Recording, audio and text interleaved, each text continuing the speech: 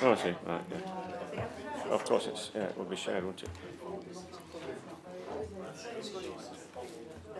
Right, members, ladies and gentlemen, I think we're due to start the meeting now, so welcome to this meeting of the Community and Environment Committee, particularly to members of the public from Ashbourne and from Matlock, or Tansey as well.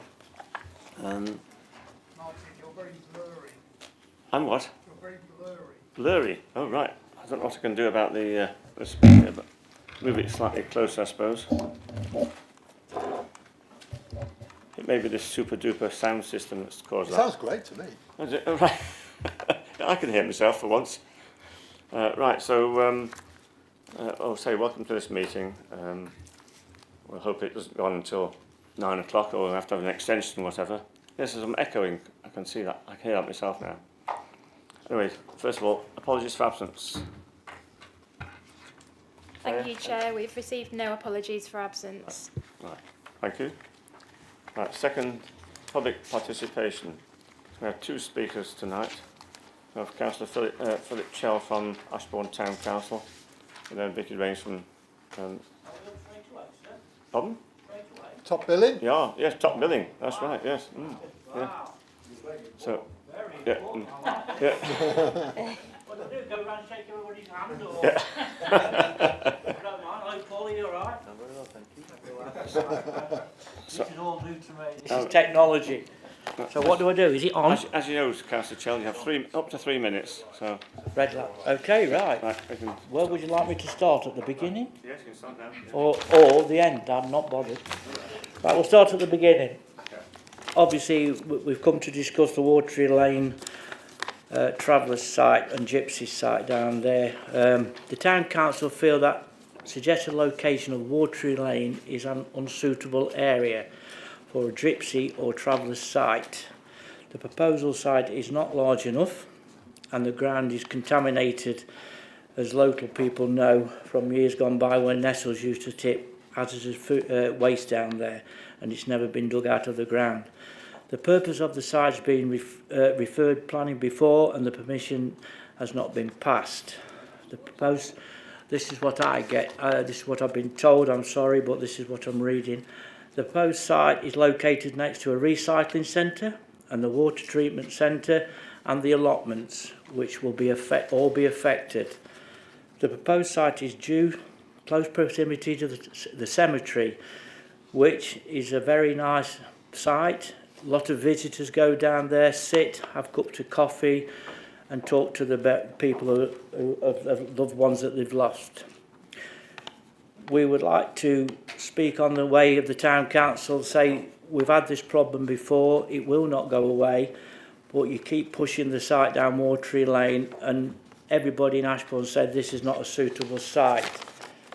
It has been brought to our attention that the County Council do not intend to sell the land on Watery Lane or even lease it, because it has been earmarked for the extension to the refuse tip and also to the council yard. And also, if it works and we do get a relief road, which we hope we will do one day, it is also going to be put aside for a relief road, which is a great thing for Ashbourne. So on behalf of the Town Council and its members, we would like you to think very, very hard about this situation down Watery Lane and try not to put them down there, please, because and I can't talk any further on this because you all know the situation that's happened in Ashbourne over the last fortnight or two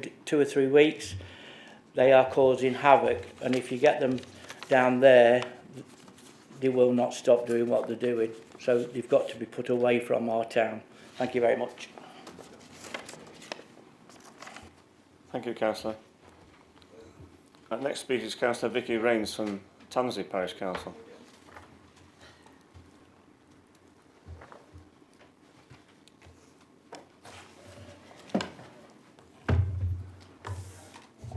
Vicky, and you know the score, of course. Thank you. Can you tell me if all councillors have seen and are aware of the full content of the ARC report. It is noted that decisions taken by this committee could have been taken without knowing all the facts. Surely this is a failure of councillors in their primary duty to represent their constituents. Does a duty to the party override the primary duty? Please can the costings for the ARC work be made publicly available? The ARC report is of public interest as suggestions and recommendations directly affect the settled community and their rights.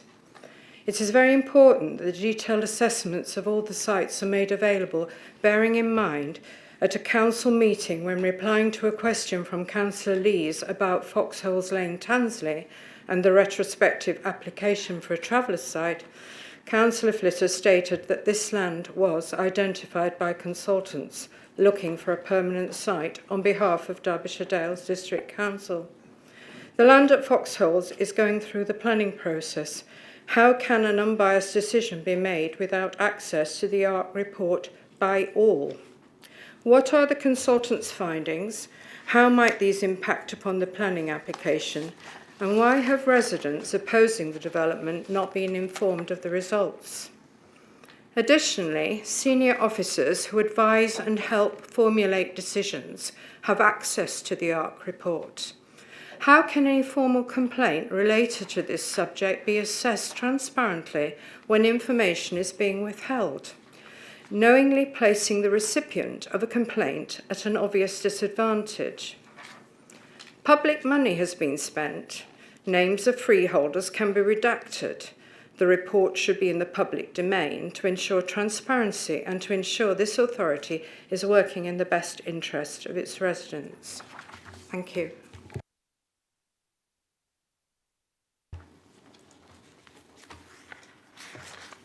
Right, well, we've got to have those presentations now from two members of the public. We've gone to item 3, interest. Has any member got any interest? No. Right, thank you very much. So now we're going to item 4. That's questions for members, questions pursuant to rule of procedure number 15. So there are quite a few here. So do we normally do the members put in the questions and then I give an answer, or do I read the question out? Yeah, right. Well, the first one is from Councillor Anthony Bates to the Chair of the Community Environment Committee. Can the Chair reassure residents of Ashbourne that the District Council will act quickly to remove the illegal encampment on Clifton Road car park? So I thank obviously Councillor Bates for his question.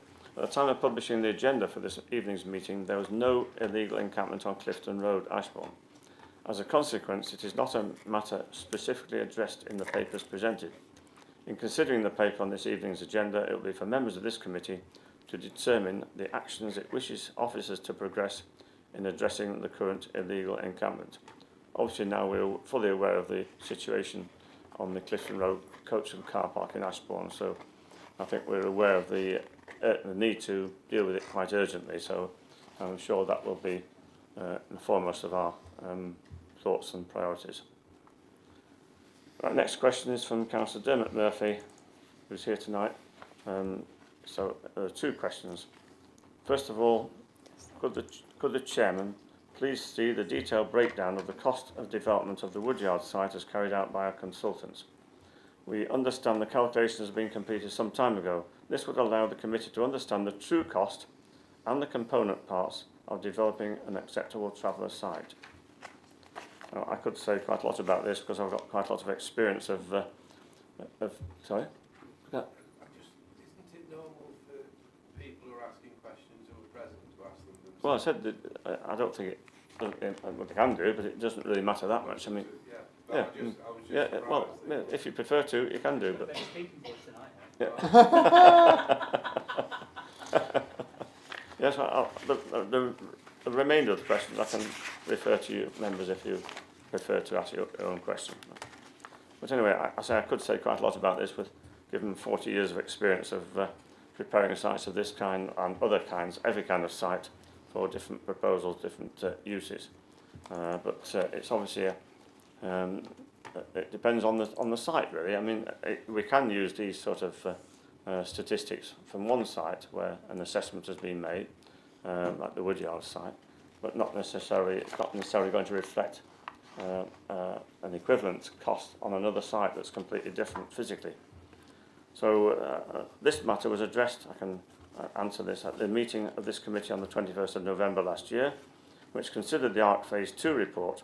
A detailed assessment of the cost involved in bringing this site forward amounted to £1.3 million. The ARC Phase 2 report contains a great deal of personal and business information as defined at Schedule 12A of Local Government Act of 1972, paragraph 1, the identity or information relating to an individual. Paragraph 2, information which is likely to reveal the identity of an individual. And paragraph 3, as information relating to the financial or business affairs of any particular person, including the council. Data protection requirements apply so far as the information is also confidential in consequence of data protection legislation. In accordance with the advice of the council's monitoring officer, the full ARC report has not been published. So that's all I can say about that. But just to bear in mind that every site is different, so different. You can look at quoted costs on other sites, and they wouldn't necessarily be the equivalent of the one at the Woodyard that was broken down in detail by the consultants. Well, the second question from Councillor Murphy, would you like to put your question? Can I come back to you on that one? Yes, you can do. Yeah. Okay, well, I find it disappointing. Sorry. Thanks, Chair. I find it disappointing that I do understand that basically not all sites are exactly the same, but I was quite interested in the sort of component parts which would be used to actually make an assessment on a site. Obviously there will be costs on that site that are just for that site. We understand that, but I hear what you're saying, you know, but it's not very transparent, is it? You know, we could end up spending public money on a development like that, and you know, how do we make a proper assessment if we don't have the details and able to assess the pros and cons? Yeah, I'm not surprised, but okay, I'll read this next question. I think it's also a case that in that particular site, or not that particular case, nobody, in fact even our officers, I don't think, were allowed to enter the site to do a proper physical survey. And that was another issue, I think, which meant that the costs were to some extent theoretical. They weren't based necessarily on ground investigation and so on. Well, another question would be that who has actually seen the costings? Obviously the officers. Have any councillors actually seen those costings? I've not seen the breakdown of the costings, no. You haven't? No. Right, okay, the second question. Local government reorganisation will be in operation in less than 2 years. What effect will LGR have on our Derbyshire Dales District Council requirement of providing a permanent traveller site? The cost of providing such a site will be great. The new Northern Unitary Authority will already have a number of dedicated traveller sites within its borders, which would fulfil the requirement. A clarification of the situation would be urgently requested. Thank you. Yes, thank you, Councillor. I think probably when you say less than 2 years, that's a little bit optimistic. I think even if 3 years is probably going to be even not. Nobody optimistic. knows. Nobody knows, that's right. Yeah. So I don't think it's going to happen very quickly in terms of allocating sites for Gypsy, for instance. But anyway, the clear advice from the Secretary of State is that local authorities should continue to progress the preparation and adoption of local plans, a constituent part of which includes the identification of a site or sites to meet the need for Gypsy and Traveller accommodation. The most recent Gypsy and Traveller site assessment indicates a need for sites in the Derbyshire Dales. As such, every effort should be made to progress the identification and delivery of a site. Any future unitary authority will in all likelihood be expected to prepare a local plan. However, this will take time and be informed by the content of local plans already prepared or being prepared in the new area by obviously the constituent councils that make up that new council area. Until such time as a new unitary local plan is adopted, existing constituent district local plans will remain in force. Given members' desire to progress with the preparation of the Derbyshire Dales local plan, the identification of a Gypsy and Traveller site is not an issue that can be left for the outcome of local government reorganisation to resolve. Have you got a follow-up question? No. Right, okay. Thank you. Right, the next one is from Councillor Stuart Lees. First of all, that's number one. Thank you, Chair. Yes, could you please advise why the full ARC report has not been made available to all councillors? I do appreciate it's been touched on just previously, but it would be nice to know why it hasn't been made available to all the councillors, given that we are in a responsible position and should be trustworthy to have this report. Councillor Lees, as with the ARC Phase 2 report, the ARC Phase 3 report contains extensive personal and commercially sensitive information. In accordance with Schedule 12A of the Local Government Act 1972, this information is exempt from publication under paragraphs 1, 2 and 3 as it relates to individuals, could reveal identities and concerns financial or business affairs. Additionally, the report is subject to UK GDPR requirements, which mandate strict data protection and privacy compliance.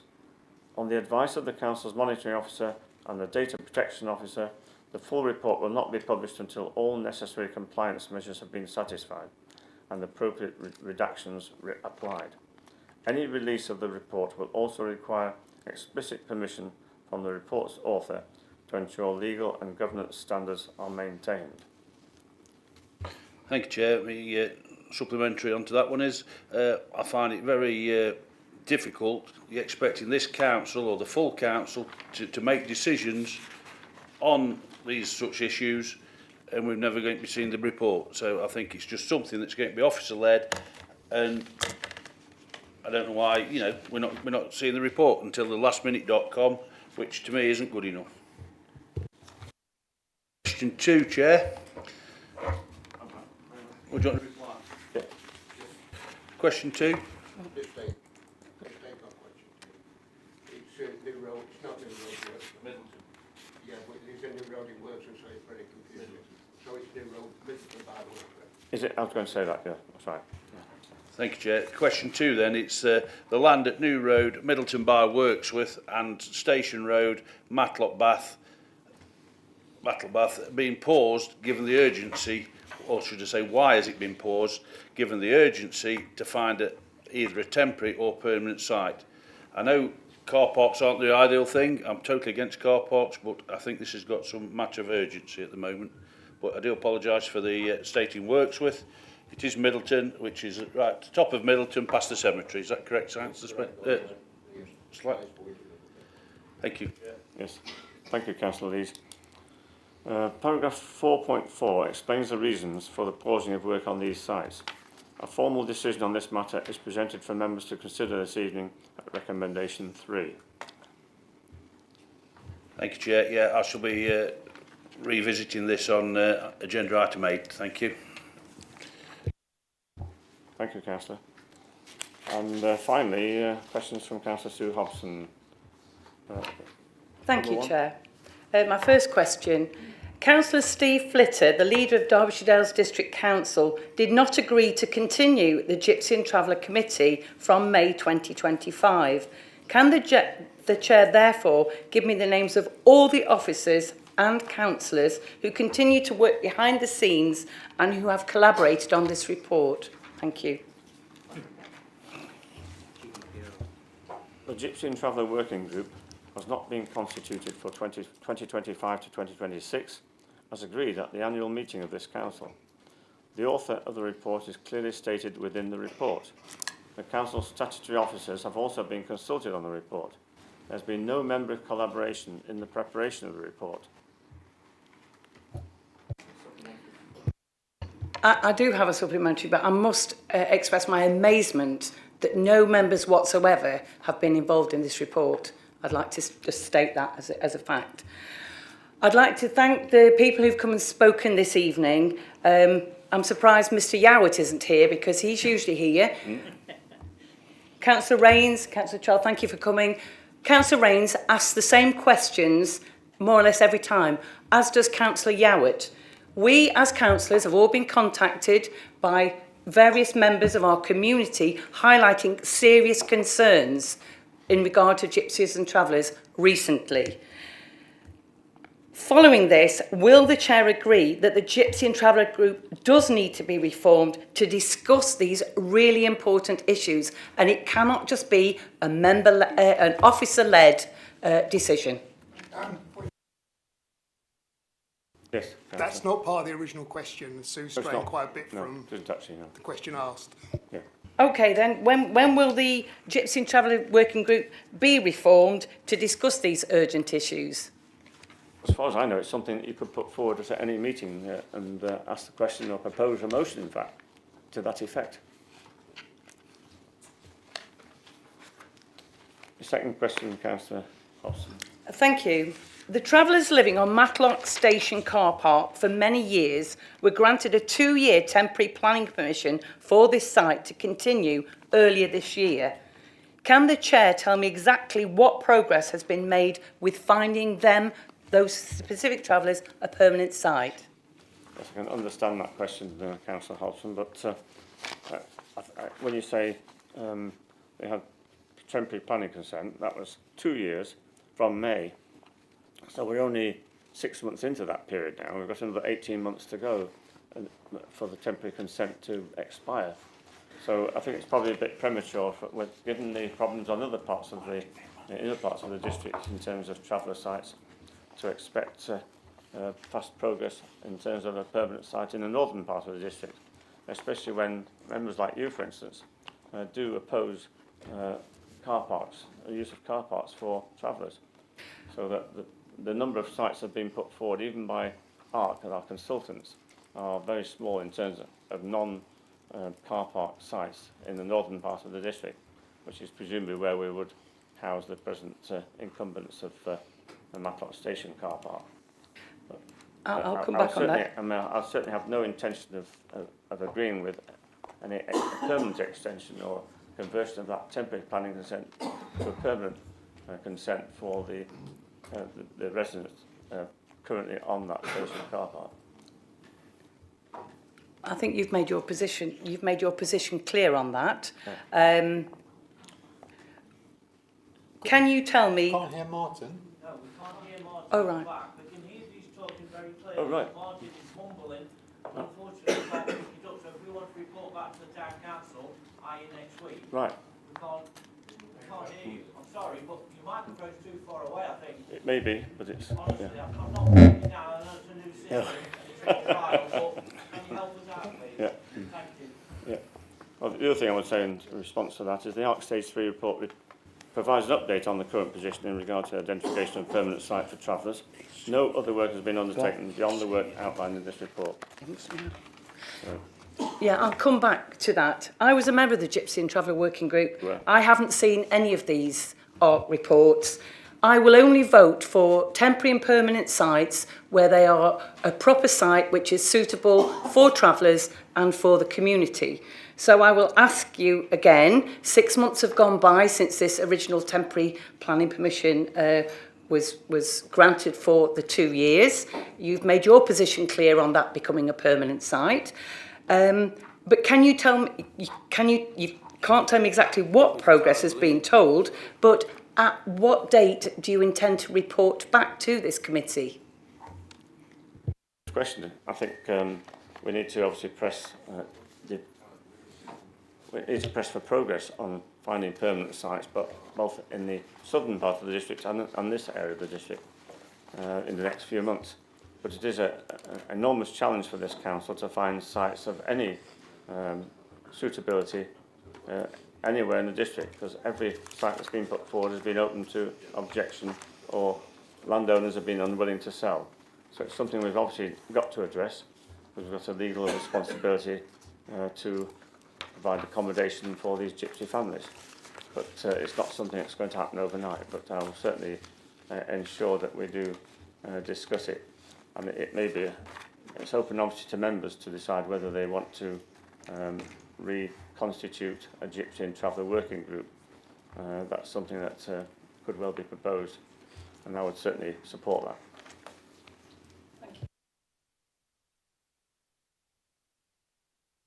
that. All questions from members.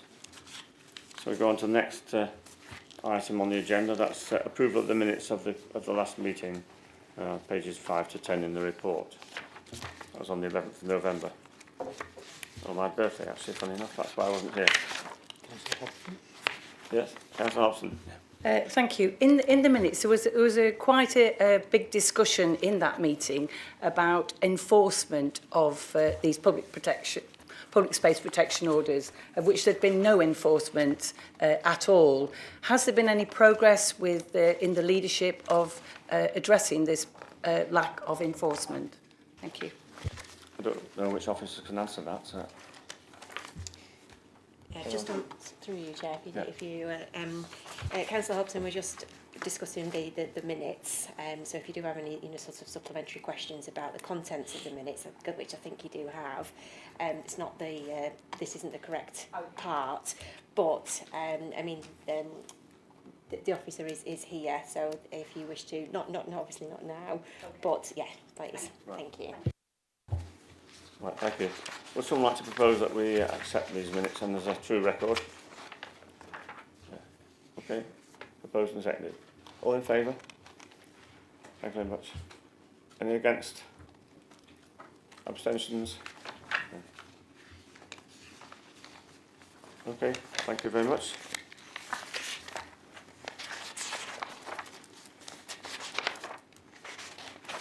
Right, the next item, agenda item 6. That's replacement car park payment machines, and this is the report from Vicky Winfield, our neighbourhoods manager. So Vicky, would you like to present this report, please? Through you, Chair. We're coming to that time where the payment machines are coming to the end of their useful life. They generally last around 10 years. Our machines do get used quite heavily, and even after writing this report, there is a couple of machines that we're probably going to need to replace before April this year. So the machines at the moment, as you can see from the report, generate quite a significant amount of income for the council, and it's quite important that these machines, as much as possible, are up and running and have very little downtime. We do have a process in place where they are checked on a daily basis, Monday to Friday, and obviously our enforcement officers do check them before carrying out any of their patrols. We've reviewed all of the number of machines in all of the car parks, and we've got a minimum number at this stage, unless there was any decision to change parking policy and have maybe a pay by phone only car park. So this is the minimum number that we would need. And in terms of budget for that, we've put in a budget of 300,000, which would cover the machines themselves, and also we need to do some groundworks because the cradles that the current machines sit in are different to the new machines, so they're going to need to take the old machines out and put some new cradles in. So there will be some disruption, but we will keep that to a minimum, which is why we're suggesting to carry out this work outside of peak season. We have 2 solar panelled or solar powered machines currently. One's in Fishpond Meadows, and it hasn't been used, as members may be aware. It's not a car park that's been operational for a while, and even before COVID, it was only seasonal. But this car park will be coming into operation when the complete of the Ashbourne reborn. It's replacing the marketplace car park there, so that will be a 12-month car park. So we do need a machine that's going to be operational there. And then there's one in the Lider, which is just outside where the town hall is. And even before the 30 minutes free came into operation in April, that particular machine couldn't cope with the number of transactions, so it's generally bagged up for a period of time between November and February because it's dark. Luckily, we've got 2 machines in that car park, and the other one's mains fed, so that one copes during that period of time. So the intention is to have those machines mains fed. However, we will look at solar power machines to make sure they possibly could cope with the number of transactions. So we're not ruling it out completely, but we would need to be reassured that those machines could cope with the number of transactions. I've just for members' purposes, because obviously it was agreed from April with the 30 minutes, I've obviously put in some some data in terms of how many 30-minute transactions we've done, which you can see across all the car parks, of which there's currently 11, over 112,000 30-minute free tickets. So that's obviously been very successful, which is positive. And I've put in the report that they're currently functioning, and they are, but ideally we would need to replace these in the next 12 months to make sure that we don't lose any income, and also the reputational potential damage that could cause if people are using car parks and they don't have machines working fully there. We obviously have our alternate service, which is the pay by phone, or the tech service, which is provided by pay by phone currently, which obviously people can pay using the app or calling the telephone number as well. But it still generates quite a significant amount of money for the council. So I'm open to questions. Yes, thank you for that, Vicky. Can I ask a question first of all? It's something that somebody did mention to me. In terms of the solar-powered machines, is it possible to adapt them to provide, in terms of the provision of backup batteries within them, in order to boost that power up when the power is suitable or sufficiently charged? The batteries can take over, even if the panels are not taking or generating any electricity. Through you, Chair, they already have batteries in there, so they do run off a battery when the solar panel. Yeah. Right, I didn't know that. Right. Thank you. Any further questions? Yes, Councillor. Chair, hi. Sorry I didn't ask this question in advance.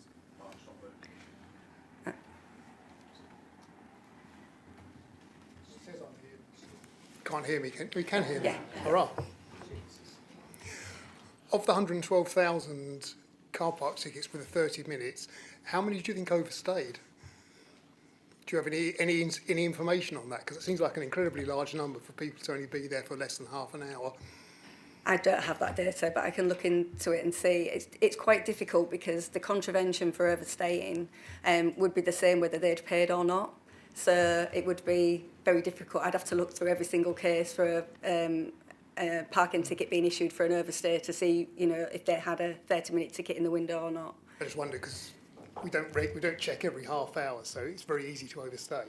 No, and you're right. But in terms of, I think in most of the areas where what has come to fruition a little bit, I feel, I mean, there's a certain amount of assumption on this, is the income hasn't changed significantly with the introduction of the 30 minutes. So I do feel the vast majority of the areas will have been more likely to be residents that wouldn't have paid anyway but would have come after 3 and before 11, but they're taking that opportunity to be able to come between 11 and 3 and use those 30 minutes. So I would say in most of the towns that seems to have made sense, and that seems to have what's happened. The income's not being negatively impacted.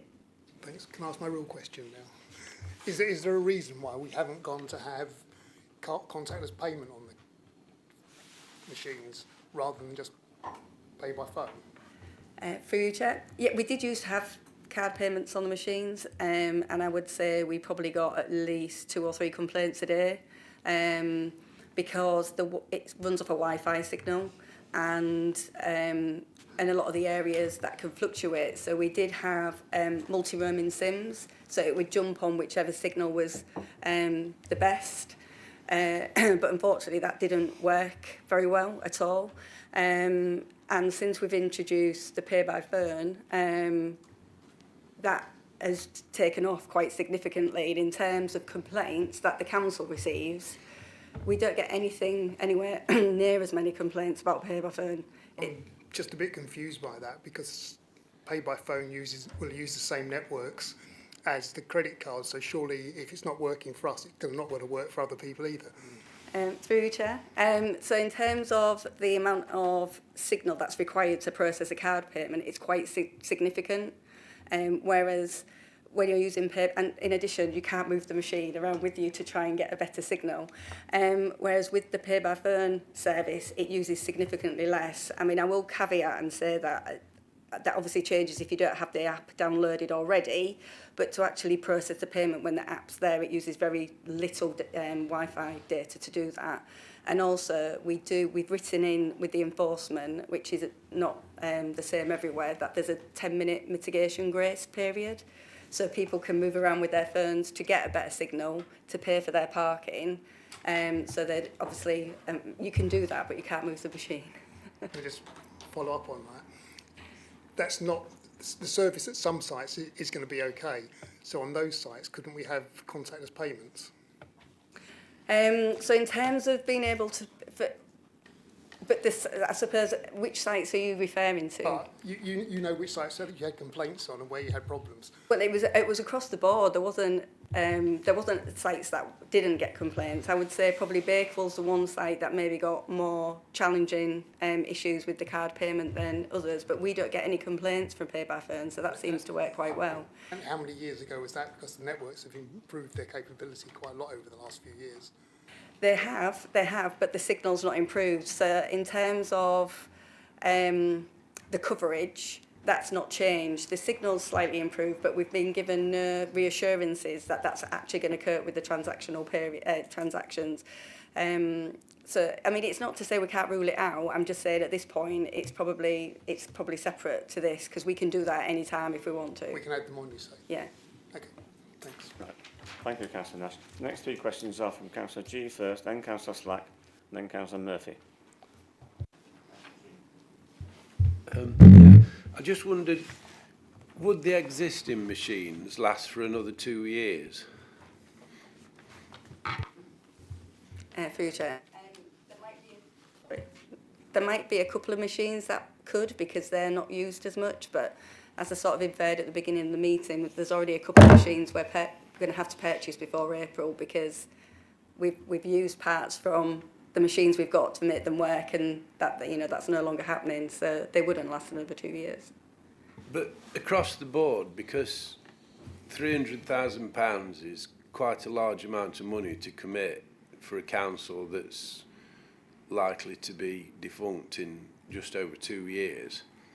So we're committing £300,000 for, you know, couldn't we just replace the machines that actually need replacing rather than a across-the-board replacement system? I personally see it as an investment in maintaining that £1.3 million every year, and it's part of like our responsibility to make sure operationally we're still functioning. I would feel that we would end up replacing those machines, and it'd end up costing us more in the long run, because you obviously get the more you order, the slightly less amount of money it costs, and also in terms of getting contractors in to do the groundworks, if you commission them to do them over that 12 months, you'll get a better rate than if you're asking to do them sporadically over the next 12 months. But have you actually assessed how much it would cost just to replace the machines that are not working, and the ones that continue to work could actually last? Because presumably the companies that provide these machines must give some sort of lifetime of how long they're supposed to last. 10 years. Yeah, it's around 10 years, and now we're at that stage where we would be replacing them anyway. So did we buy them all 10 years ago? Yeah. Thank you. Now, Councillor Slack. Thank you, Chairman, and thank you, Vicky, for the presentation. My first question is, how much did we lose on over the last 5 years with machines breaking down?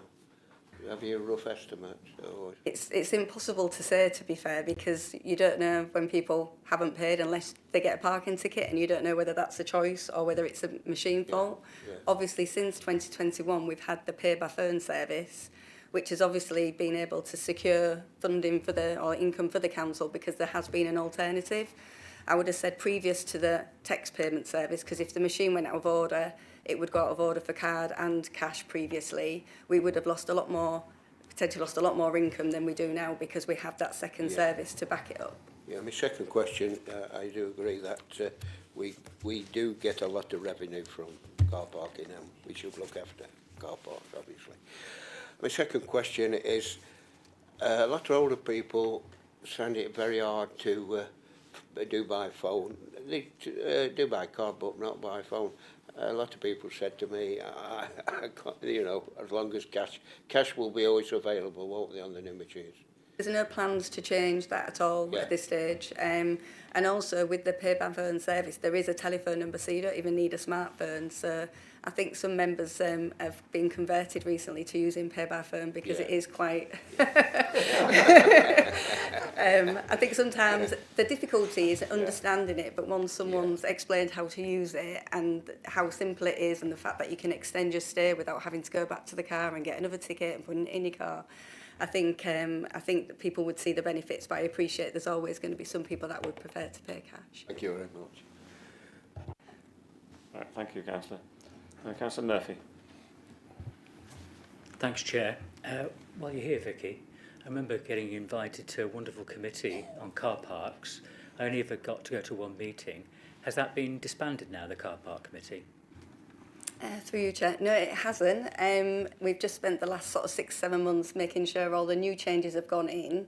There is plans to have another meeting in the new year to discuss some more of the outcomes of the consultation that took place last year. So there is another one in the pipeline. Okay, thank you. Thank you, Councillor, and thank you, Vicky. Councillor Hobson. Thank you, Vicky. Obviously, we've had some dialogue about the car park at Nether End with the machine being out of order, so I think it does need replacing. But could I have a plea? People just see car park, pay machine out of order. They don't read all the small print about, they could still need to telephone up. And I know some people have had tickets for being parked in incorrect bays. When they are broken down, please could we, have some proper information that they still do need to pay in an alternative method? I think that would be good for the district council's customer relations. I completely agree with what you're saying, Councillor Hobson. So I can only apologise that the information wasn't fully available at the time. We haven't issued any parking tickets for non-payment in Basler, and the signs were changed this morning. Thank you very much. Thank you. Councillor Lees and then Councillor Wayne. Thank you, Chair. Yeah, I'm in support of this recommendations that you've put, Vicky. I think it's a needed requirement because only the other day somebody come to me on Shawcroft car park. The machines weren't taking money. They hadn't got a phone. So I think the revenue we are going to be losing if we don't replace them is going to be, well, it's the unknown, but I should say it's going to be quite a great amount. But yeah, and I am that one that's converted to pay by phone, and I love it now. So yeah, brilliant. Thank you, Councillor. Where's the next one? It says Councillor Wayne, sorry, yeah. Thank you. Vicky, I'd just like to say that I've not spoken to Councillor G because he asked a very similar question to what I phoned you up about earlier on. But what I'm interested in, because I too think that £300,000 is a lot of money to pay when we're in existence for another 2 years, personally. The first question is, how often, well, in the last year, how many breakdowns have there been in the last year? And what has been the cost to repair them? And what has been the disruption to the council? That's what I'm interested in the last year. If I could just clarify, you said there are 2 that are iffy at the moment. Why can't we buy parts? You know what I mean? Get the parts for them. It'd be a lot cheaper, in my view. That's the first question. Thank you.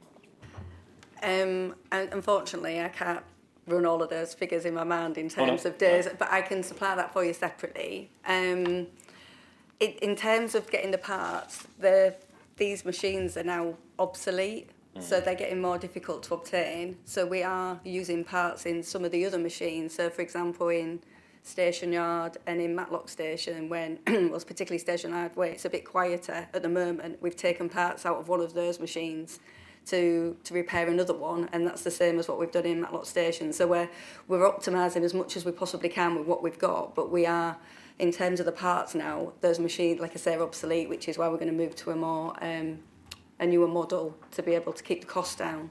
The engineer comes out, I would say, at least twice a week to one or more of our machines across the district.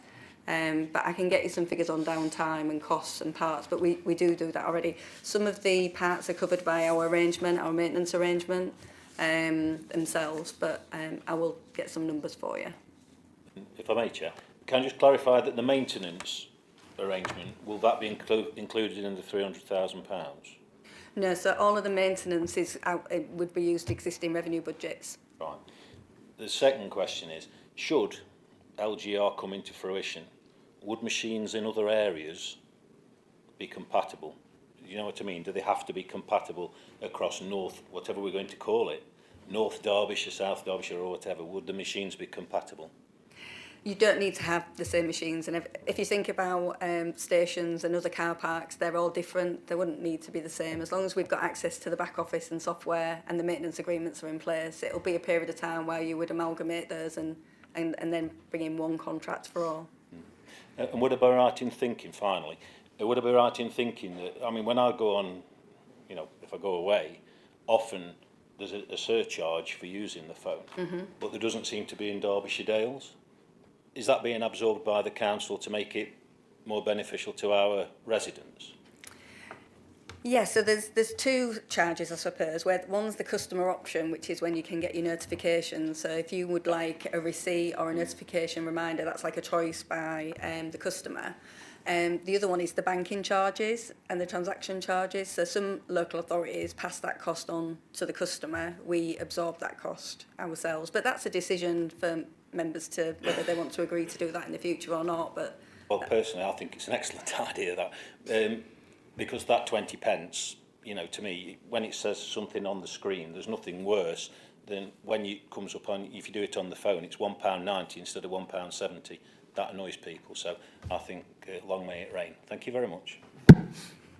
Thank you, Councillor, and thank you, Vicky. Are there any more questions?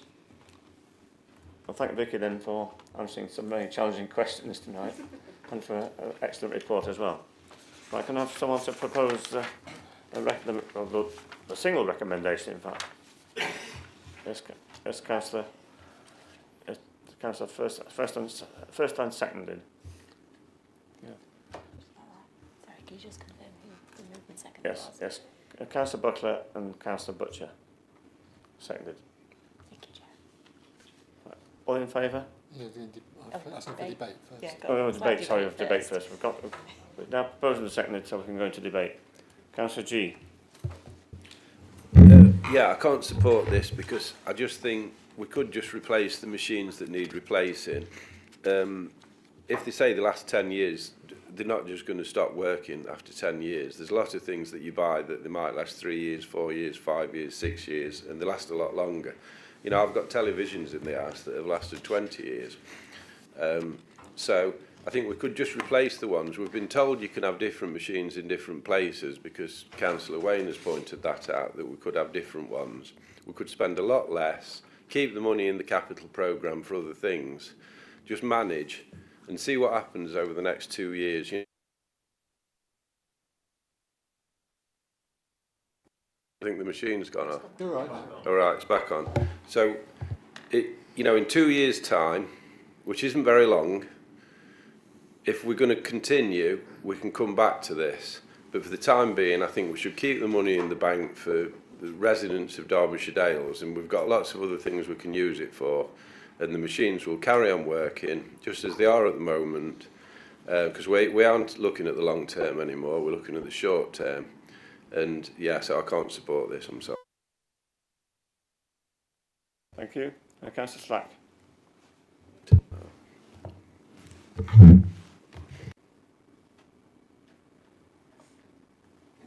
No. No.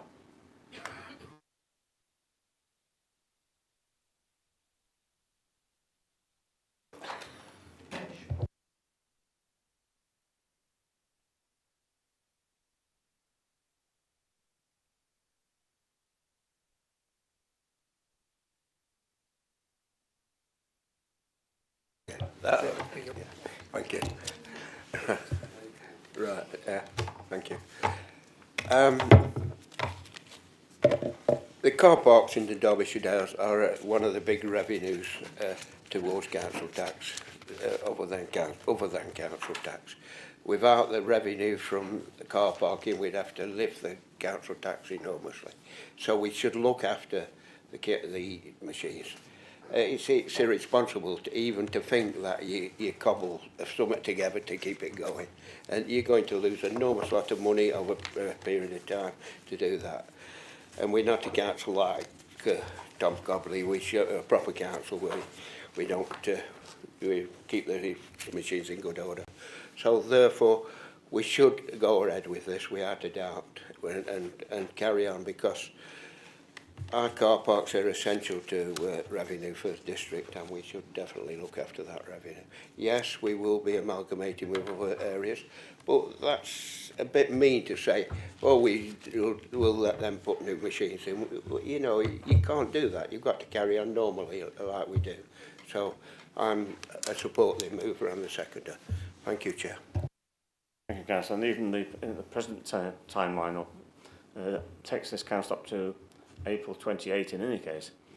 So we're not talking about 2 years, it is 3 years actually, or nearly 3 years. So, and that, of course, a new council wouldn't be instantly providing new car park payment machines throughout the whole of the new unitary authority, so that's another factor. So thank you for that. Councillor Wayne. Yeah, thank you. Having listened to what we've been said and what Vicky said earlier on, and the very concise report, I feel that, you know, I will support this motion, this amendment, this recommendation.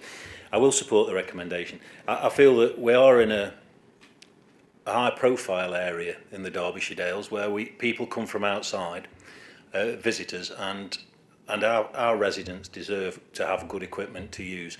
And basically what we should be looking at doing is cutting down on the need for our officers to take complaints from people and the council in general having negative publicity on it. So I will be supporting this, and I thank Vicky for her time. Thank you. Thank you, Councillor. Any further contributions? No? Oh, yes, Councillor Butcher. Thank you. Yes, I wasn't going to speak, but there's 2 points I would like to make. One is, whilst the council is disappearing in a couple of years' time, the car parks aren't and the residents aren't, and we should be thinking about ourselves as part of an ongoing authority, not as something we can just spend up and it's okay.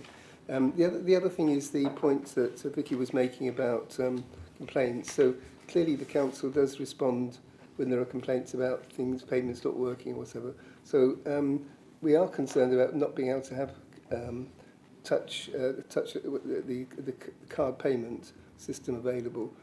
So they think the point is that if there are complaints and people can't use the app and don't carry cash, that they should make sure the council know about it. And if there are sufficient, then hopefully that will cause some change to whether we have card payments or not. But in the meantime, I fully support the proposal that the officer put forward. Thank you. Thank you, Councillor. Are we ready for a vote now then? No more contributions? Right, can I ask for all in favour to raise their hands, please?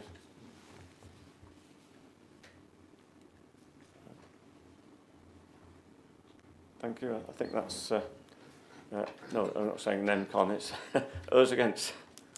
Just one, Councillor G. Any abstentions?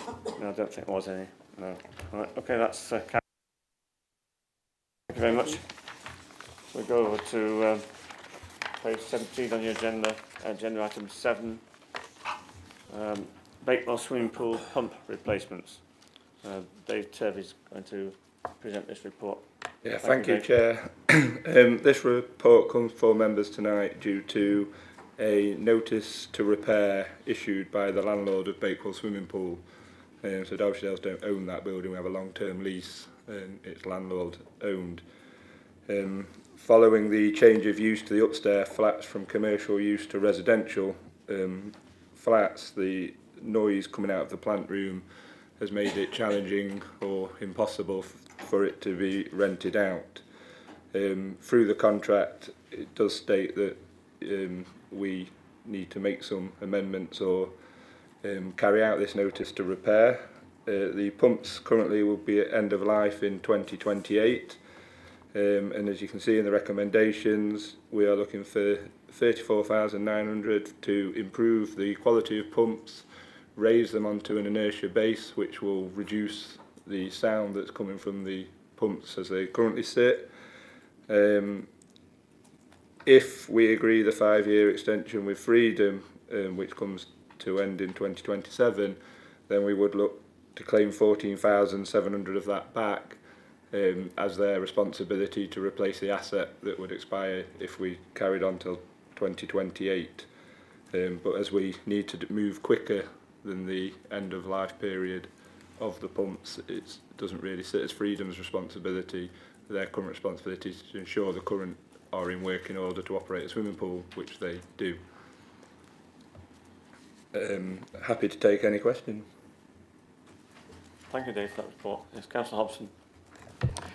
Thank you, Dave, for your report. Just a couple of quick questions.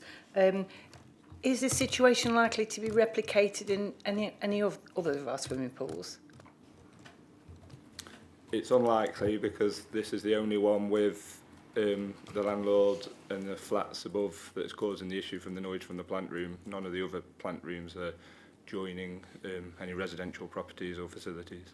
Thank you for clarifying that.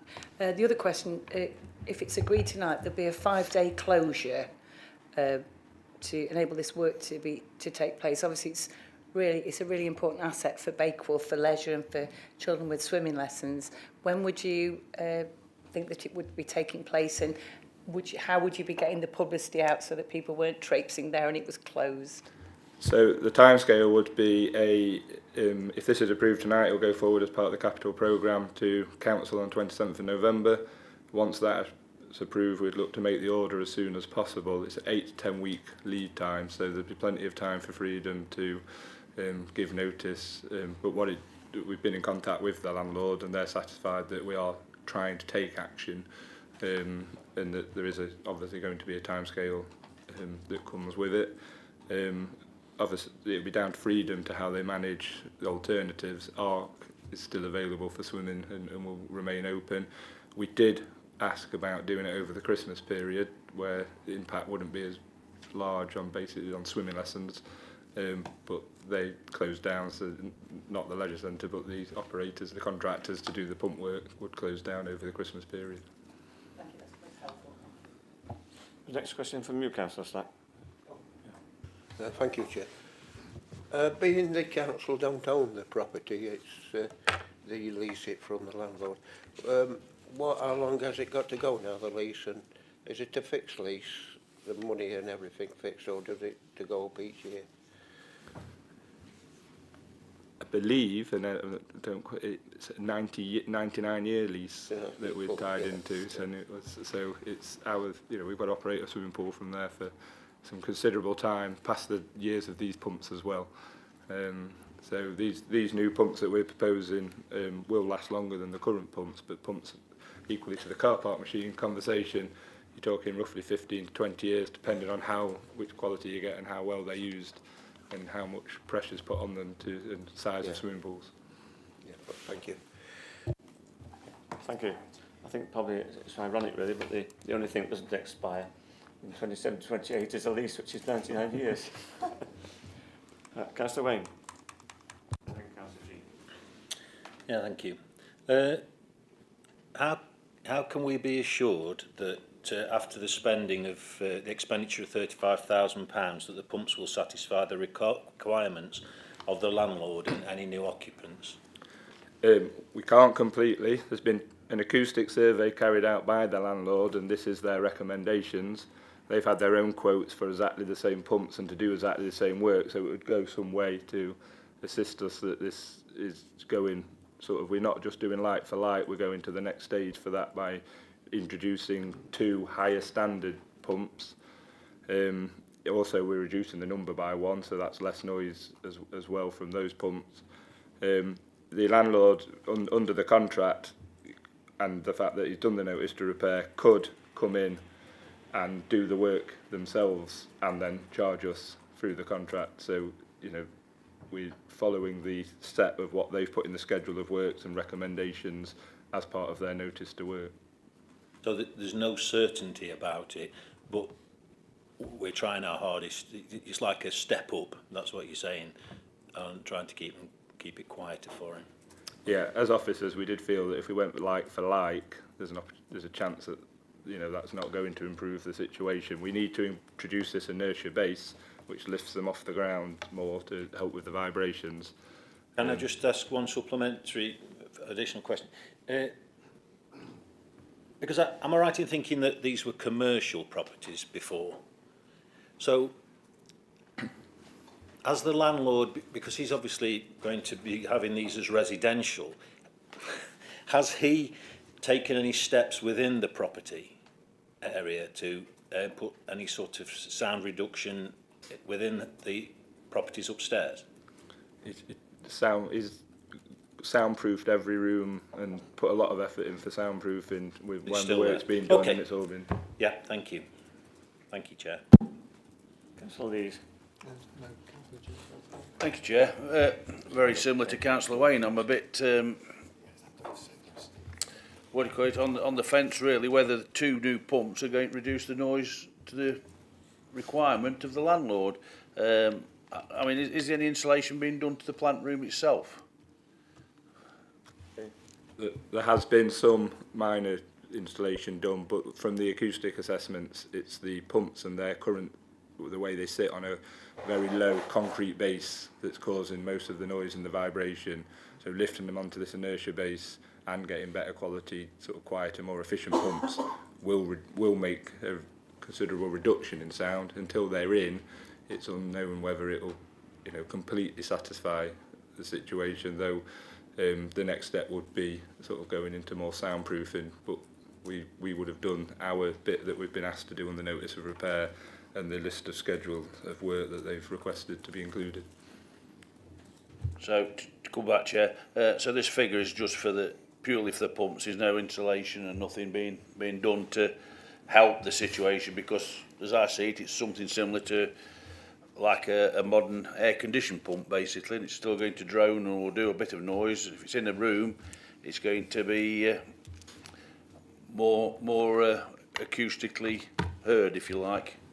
If that's the right termination, I don't know. I don't think it is, but it will still be quite noisy, in my opinion. But I think we ought to be looking at some insulation within the plant room. Any comments on that, Dave?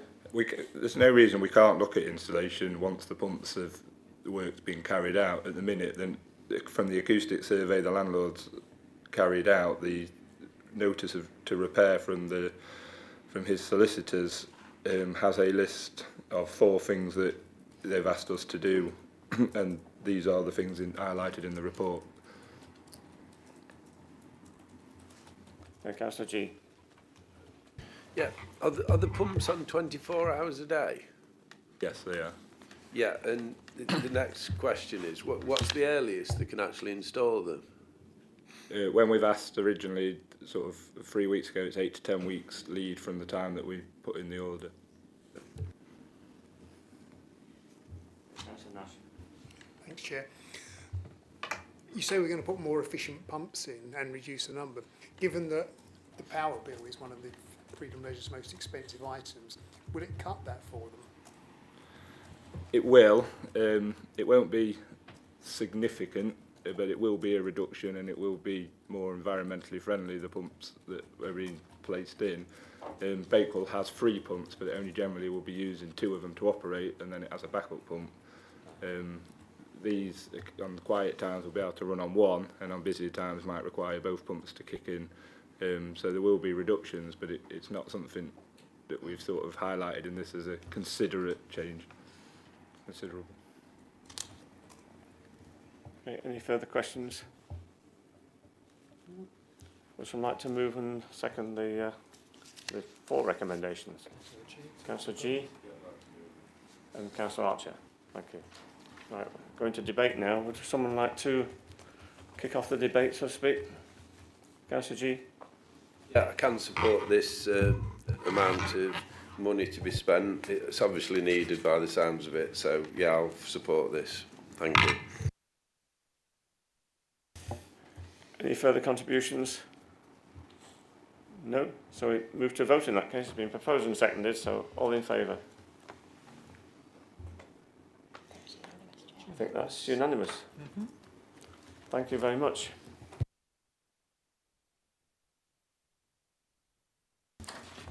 Item 8, the Gypsy and Traveller site identification update report. Simon Bainland's going to present this report. Okay, Simon.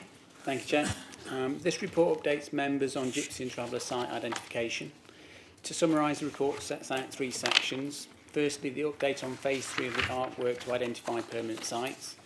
ARC identified sites across Phase 2 and Phase 3 work, and they progressed these as far as they could and presented, if land was available, the state of the land ownership and cost to deliver sites. As detailed in this committee report, none of those identified sites have come forward due to being unable to identify willing landowners or high site or acquisition costs. Secondly, the report talks about Watery Lane, and officers have recently engaged with Derbyshire County Council in relation to a site in their ownership which is in the Derbyshire Dales adopted local plan. The site previously had planning permission granted for use as a Gypsy and Traveller site. We're awaiting a response to the most recent communication which we made to Derbyshire County Council. And thirdly, temporary traveller sites. At the 9th of December council meeting, members made a number of specific resolutions in regard to temporary provision. Officers progressed preparations for 4 temporary sites: Matlock Station, Derwent Way, which received planning approval in May 2025, Old Station Close, Roseley, which was refused planning permission in June 25, and progress was made on the planning application for Station Yard, Matlock Bath, and New Road, Middleton by Wirksworth. However, following consultation and engagement with the leadership of the Progressive Alliance, it was considered this work should be paused. This was to focus attention on progressing the identification of permanent sites and minimise potential abortive expenditure. There are 3 recommendations to the report. Accept the findings of the Phase ARC 3 report. Members note approaches to Derbyshire County Council regarding Watery Lane and request the local plan committee consider retention of the allocated site in the Regulation 18 consultation draft Derbyshire Dales local plan for use as a Gypsy and Traveller site, and that further work to progress sites at Station Yard, Matlock Bath and land north west of Cemetery, New Road, Middleton is paused, pending priority being given to bringing forward permanent sites. I'm happy to take any questions. Thanks, Councillor Archer. 3 questions, if that's okay. The first one actually is a bit more of a point of order. I just think I'm going to mention this because I always think we've got members of the public tonight for this item, but we put this item last on the agenda. I'm just wondering if we can consider that in future. We know we've only got 1 item with members of the public here. Can we move the agenda around to do that item first? That's just a quick comment. I suppose, is it possible to do that in future? That's a question, I suppose. Well, I can come back on that because I was at the pre-meet, which Martin wasn't, and I agreed that because rather than keep Vicky here as an officer who's worked all day, we would do the car parking first, and the one that was going to generate the most debate, and apologies to the public, that we'd give the time to was the travellers. So we decided on purpose to put that last, so we could have a quality debate and not let officers stay here that don't need to stay here. So it was out of respect for colleagues. That's good, it's been considered. Thanks for that. That's great, thank you. So I have a question about recommendation 2. In terms of just to confirm exactly what we will be voting on there, because I want to just confirm that this recommendation is not us voting to say we are at this point approving that site for a traveller site in Watery Lane, Ashbourne. It's just really, as I see it, voting to keep the current situation, that it's sort of there as an option going forward if we feel we need it, if we feel it's appropriate, if it was to get planning permission. So I just want to be clear on that we're not voting to say, yes, this is where we want a traveller site. We're just saying it's going to stay in the general discussion as an option. And obviously it's not our property at the moment anyway, so it's a bit of a moot point to an extent. Do you want my other question as well, or shall we do one at a time? Yeah, carry on. Second, do you want the next question 2? And then okay, so that's my first question on that recommendation 2. Then recommendation 3. Now, officers and members are aware, I'm sure we're all aware, that there's a illegal traveller encampment that has recently been established on Clifton Road car park in Ashbourne. As I understand it, we're not permitted to address that particular issue directly at this meeting. I think you mentioned this at the start of the meeting, but I just want to be really clear. As I understand it, we're not permitted to address this issue directly at this meeting. Could officers just explain for members of the public who might be expecting us to be discussing that, seeing as it's such a current issue, why we're not able to specifically address that at this meeting, please? Okay. Through you, Chair, the first question, obviously in terms of the local plan, yes, it is just to make sure it remains within the local plan. There is no decision in relation to us adopting it or saying that we're going to get planning permission, etc., because as you state, it's not currently in our ownership and we can't progress it at this time, but we do want it to remain within the local plan. Thank you. That's question 2, yeah. Yes. The third Right. question, yeah. And I'll take, Okay. through you, Chair, can I take the third question? Yes, Yeah, just for those that are watching and for members here tonight, as you'll all be aware that the agenda for this the agenda was already out in the public domain before any other issues that have been brought forward in the last sort of week or so. So why members are only deciding the agenda item tonight is for transparency purposes and to give the public the awareness of what you are as members are discussing tonight, and that the recommendations are following a report, and therefore that's why it is for for members' protection and for those for agendas that's why we're discussing what's on tonight. Now, that's not to say that there are other urgent matters that do come before council, and there are the correct procedures to follow to make sure that those come before the correct committee in the in the future. So I hope, Councillor Archer, that does answer your question, that it is perhaps coincidental that we are discussing a Gypsy and Traveller item tonight, but we need to, for a governance point of, from a governance and a legal point of view, we need to ensure that we restrict the discussions to the item that's on the agenda and not stray to matters that aren't part of this committee tonight. Thank you. Yeah, I don't have any comeback questions. That's fine. That's clear. Thank you. Thank you, Councillor Archer. Councillor Lees. Thank you, Chair. Recommendation number 2. I don't really see why we're recommending it, to be honest, because I've had an email from Janet Scholes from Corporate Services and Transformation at Derbyshire County Council that actually states at this time there are no plans to do anything with the land off Watery Lane and it is not scheduled for sale. So they're not planning to do anything, as one of the local councillors from Ashbourne has actually stated in his at the beginning of the meeting. So, why are we discussing that when there's no chance the county council are going to release it for the reasons stated earlier on this evening? And furthermore, I do think recommendation number 3, we should be reinstating the Gypsy and Traveller working group, because I know it's to pause it at the moment, but we're having exactly the same problems as Councillor Whitehead's had in Matlock Bath for all the months. We've now got it reoccurring again in Ashbourne, and so my question is, no, but my question is then that I'd like the land that the 2 pieces of land that are stated, we should be looking at them still. If that, why not? Why has it been decided by the Progressive Alliance that we shouldn't? Surely it should be a decision for this council, not for one group. You taking that?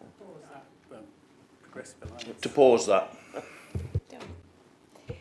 Through you, Chair. It is the decision of this committee tonight that is before you. So it is open for recommendations to be moved accordingly, and for you as members to vote. Councillor G. Forgive me if I'm being a bit stupid here, but recommendation 3, it said that further work to progress sites at Station Yard, Matlock Bath, and land to northwest of Cemetery New Road, Middleton, is paused, pending priority being given to bringing permanent sites. But from my memory, at the meeting on the 9th of December, it was voted to actually use those sites, those temporary sites. The one at Matlock Bath, I think it was winter, wasn't it? November to March. I think the decision was to take them to planning, for planning to decide actually about. Right, so we didn't actually decide to use them. So now we're saying we're not going to use them. I think. Is that what it's saying? Are we deciding to retract that decision? Through you, Chair. I think all we're saying in this proposal is that we'd made a decision to take them to planning. Obviously, the Roseley one, as Councillor Hobson kind of knows, and we're all grateful that it failed. Yeah. So therefore, the decisions were made that the likelihood of Matlock, Bath and Middleton also passing planning is nigh on impossible. I would hope it's nigh on impossible if we're all agreed on our values. Yeah. So what's so Yes. it's a sensible proposal. You've clarified me, yeah. Yeah, we're going to pause it. Yeah, because so, rather yeah. than put work into something Yeah. we don't need to work Yeah. on. Yeah, so basically we don't want to put those sites forward any longer. No. Right, so yeah, thank you for... Councillor Hobson. Thank you. I think I've got 3 questions. The first one is, totally wholeheartedly agree with Councillor Whitehead. So why are we asking that work on it's paused? If you're saying there's no likelihood of them going forward, why are we saying we're going to pause that work? That's my first question. My second question is, Councillor Burfoot, I said at the beginning of the meeting, who's been involved, members and officers in this report? He said no members have been involved. And then Simon's just said it was with the leadership of the Progressive Alliance have discussed this matter. So who are the members that have been involved in these discussions? Because who are the members that have been involved? Involved in, not in the drafting of the report. I said, I think my exact words were, who continue to work the scenes and who have collaborated on this report, not the writers, Martin. So I would like a list of all the members who've been involved in the preparation of this report, please. I'm not sure if anyone could possibly make a list of all the members who may have been commenting on the report after it had been published, or after the draft had been published. I find it really bizarre that you can say this when we've had people here speaking this evening about lack of openness and behind the scenes.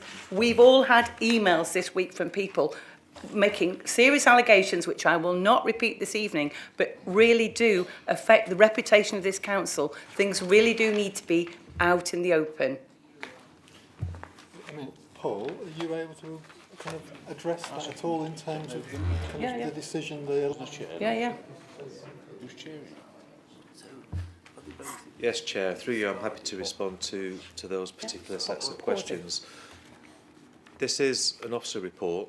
This is an officer report which has been written by an officer without any input from any elected member. However, clearly, the administration of this council is governed by the Progressive Alliance, and policy positions are discussed within that Progressive Alliance. Those policy positions, not just on this issue, but on a whole range of business that comes before this council, does find its way into an officer report. So, whilst no decision has been taken, hence the reason why the recommendations are in the report this evening, it does advise of a situation whereby the Progressive Alliance, following the refusal of planning permission on the Roseley site, basically wanted to focus attention on the delivery of a permanent site, both from the point of view of meeting the existing need of the travellers, but also with very keen awareness of the implications of not having a site in the local plan. So this report is no different to any other report that comes forward. Officers respond to the policy positions of the Progressive Alliance, but ultimately those positions come before all members for consideration and approval. It's no different to anything else that's ever come before a committee. Thank you, Paul. Councillor G. With this item 3, now I've been clarified on it, shouldn't we be saying really that we're recommending to basically not consider it for contention as a site at all? That's really what we should be saying. It's not just pausing it. We should just be redacting the... Are we moving into debate? Well, possibly. Well, should we let Simon... Should we yeah. close off for Simon? Yeah.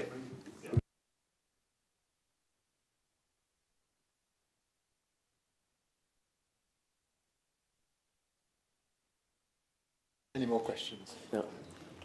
Any more questions, Councillor Murphy? Thank you, Chair. Obviously, the Watery Lane site, you're obviously still waiting for communication from the county. I listened to what Stuart has just told us and whatever. I don't think there's also the political will from the party in power at County Hall, from what we're hearing. Listen, they're not our friends, but that's what we're hearing. How can we put it into the local plan if there's no prospect of it possibly being available for us to use? good question. If you can answer that, Paul. I think it's slightly complex because of the obviously the makeup of the county council, the Conservative administration, followed by the Reform administration, confirming what the previous administration has said. But I don't think it's impossible, is it, to have a site in a local plan that's not necessarily currently available for sale or for purchase, I should say. Well, thank you, Chair. Clearly, this particular site is allocated in the adopted Derbyshire Dales local plan at the moment. So the local plan committee, in preparing the revised local plan for consultation, which is scheduled to go to Regulation 18 consultation at the beginning of 2026, they could choose, should they so wish, to include the existing allocation in that consultation draft plan. That would afford all members of the public the opportunity to comment on that proposed future allocation. So there is a distinct advantage in proposing a site, whether it be Watery Lane or any other site, for this particular use in that local plan, because it will secure wide public engagement. Clearly, once you've gone through that consultation, the council will then have to formulate a local plan for Regulation 19 submission, which is actually the draft plan that you want to hopefully adopt. At that point, the council would need to be confident that whatever site is allocated is capable of being delivered. So it's quite feasible to include a site that you don't currently control, you don't own, you don't know whether it can be delivered in that consultation, but it would not be advisable to do that at the final draft plan submission stage. Thank you, Paul, for that clarification. Yes. So basically, we still need to be putting some pressure on ARC to still continue to look for other sites, because potentially we might not have this one at Watery Lane. Is that the case? I'm not sure if... Simon. Simon, yeah.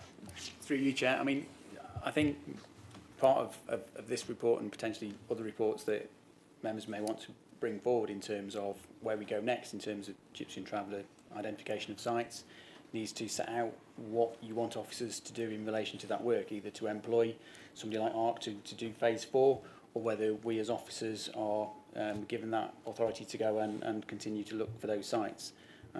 We've not stopped. We've still got an eye on auction sites, etc. We won't leave any stone unturned. But I think we're waiting for the direction from members next in terms of that next process. Yes, it has to be said, members, that this site was granted planning consent in 2015, as Simon told us earlier.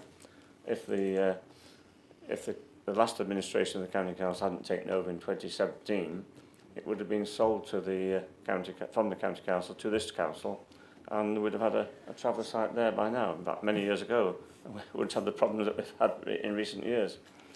Anyway, you've got Gareth, Councillor G. then Stuart, and then Steve. Yeah, I'd just like to go over this advice about the possibility to include the site at Watery Lane under the current circumstances that have been presented, because that goes against the way that local plans have been made in my experience, whereby when you're putting forward sites and you sort of have these call for sites, they even have sort of traffic light systems as to whether they're sort of suitable, available and likely and sustainable. And we're given all that information. And one of the big things is whether or not that land or that site is actually likely to come forward in terms of ownership. You know, they actually look into the landowners, the developers, etc. That's part of the whole process of saying whether these sites are suitable. So it's A, B or C. Is it available? Is it likely? So that sort of goes against the idea of actually putting it forward when we actually know it's not suitable or available, or the owner is likely to give it to us. It's not logical. With this site, of course, it's owned by a local authority, and seeing as we're going through local government organisation now, there could be a new council of any administration, any complexion, and they could Sorry. in 2018 or 2019 agree to sell the site to this council. But we're talking about our local plan. the Derbyshire Dales local plan. We're not talking about Derbyshire County Council. We're talking about what we include in our local plan. We're not making presumptions about the council in the future. That's the argument Yeah, but in I've terms got. of land availability, we don't know what the situation is going to be. We just said that any council can change its mind over a period of time, and if we're only talking about 3 years anyway, 2 or 3 years, that it's perfectly feasible for the new council to agree to develop that site. And it wouldn't be selling it to us, of course, because they'd be selling it to themselves, because it'll be the same council, presumably. But anyway, that's something that needs to be borne in mind, I think. I've got Stuart. Thank you, Chair. The woodyard, why does it keep getting abandoned? We're talking of a figure of 1.3 million, yet we look down at 2.6 in the report. It's stating that these 2 other sites could be one close on a million and 1.5 million. We haven't got no fee on Watery Lane, which I would expect to be probably more in the 2 million plus by the time you've had the clean-up operation and everything. So why do we keep dismissing the woodyard when it's ready to go? God knows. That's a good question. It's not ready to go, of course. I mean, we're talking about considerable cost to get it ready to go. It's got planning permission. It's got planning permission. The Travellers have got no provisions where they are now, so what's the difference? Yeah. Which is, I think, on this council, you can have any number of views on that, and it's not necessarily, although it was agreed to be paused or to not to be pursued any further, some members may agree with you and say, yes, it should go forward, but not necessarily a majority. But it's something that obviously is in the background. It's been, as you say, it's got planning consent. It's been debated in the past several times over, and we've had lobbying from certain former agents for the owners in the past, repeated council meetings. So there's no reason why it shouldn't come forward at some stage, but it's not being brought forward at the moment on the vote of this council. If I may come back, Chair. I would agree with that. To me, it should be pursued now. It shouldn't get chucked in the background. It's there. It should be looked into seriously, because that would solve a lot of the issues. I think the land ownership is one of the issues there, and a difficult owner to negotiate with. I think that was one problem that ARC found and other people have found in the meantime. So that is something to be borne in mind. Councillor Wayne. Thank you.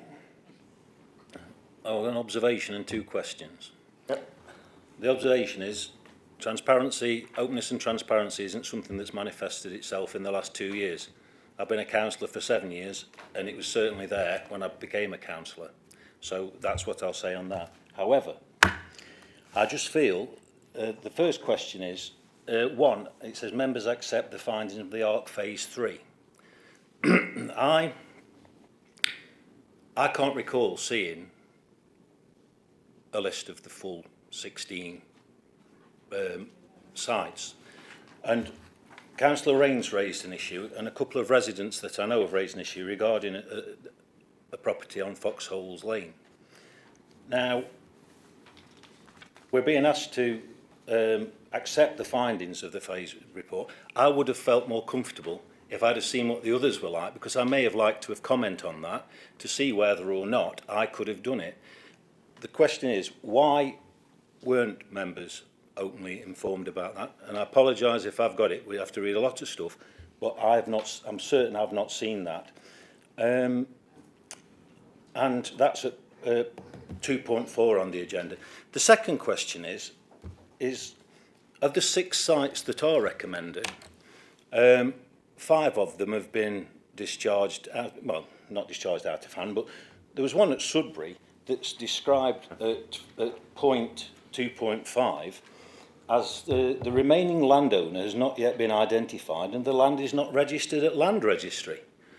Is it possible that we can compulsorily purchase that land if there is no landowner and if there is no record of it, or can we take steps to do that? Thank you. Simon, can you answer that one? Through you, Chair, and Kerry may want to step in this as well in terms of compulsory purchase.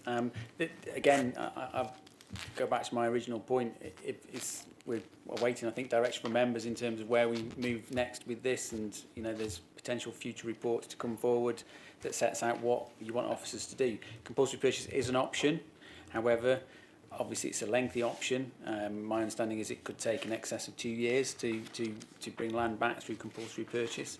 So it is potentially something that we could do across a number of sites if they're identified with or without ownership in terms of availability for Gypsy and Traveller sites. Can I just ask, as a final, did the consultants that we've paid for not recommend that that could be an option?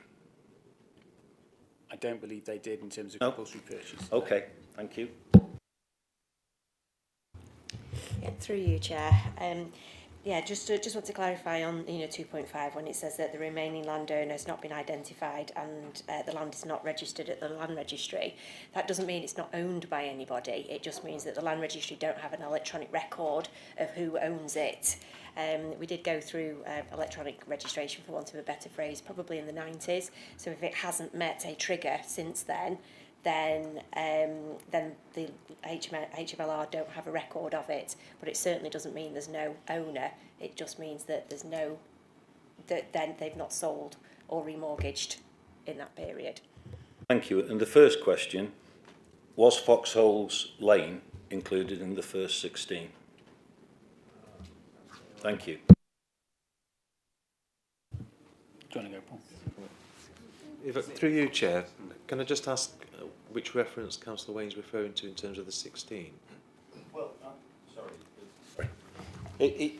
It says there were 9, you have to forgive me because my eyes aren't what they are thanks to cataract, but there was a 9 and 7, I totalled that to 16. 16 sites identified. Can you point me to the paragraph, sorry? 2 point, is it 2.4? Just bear with me.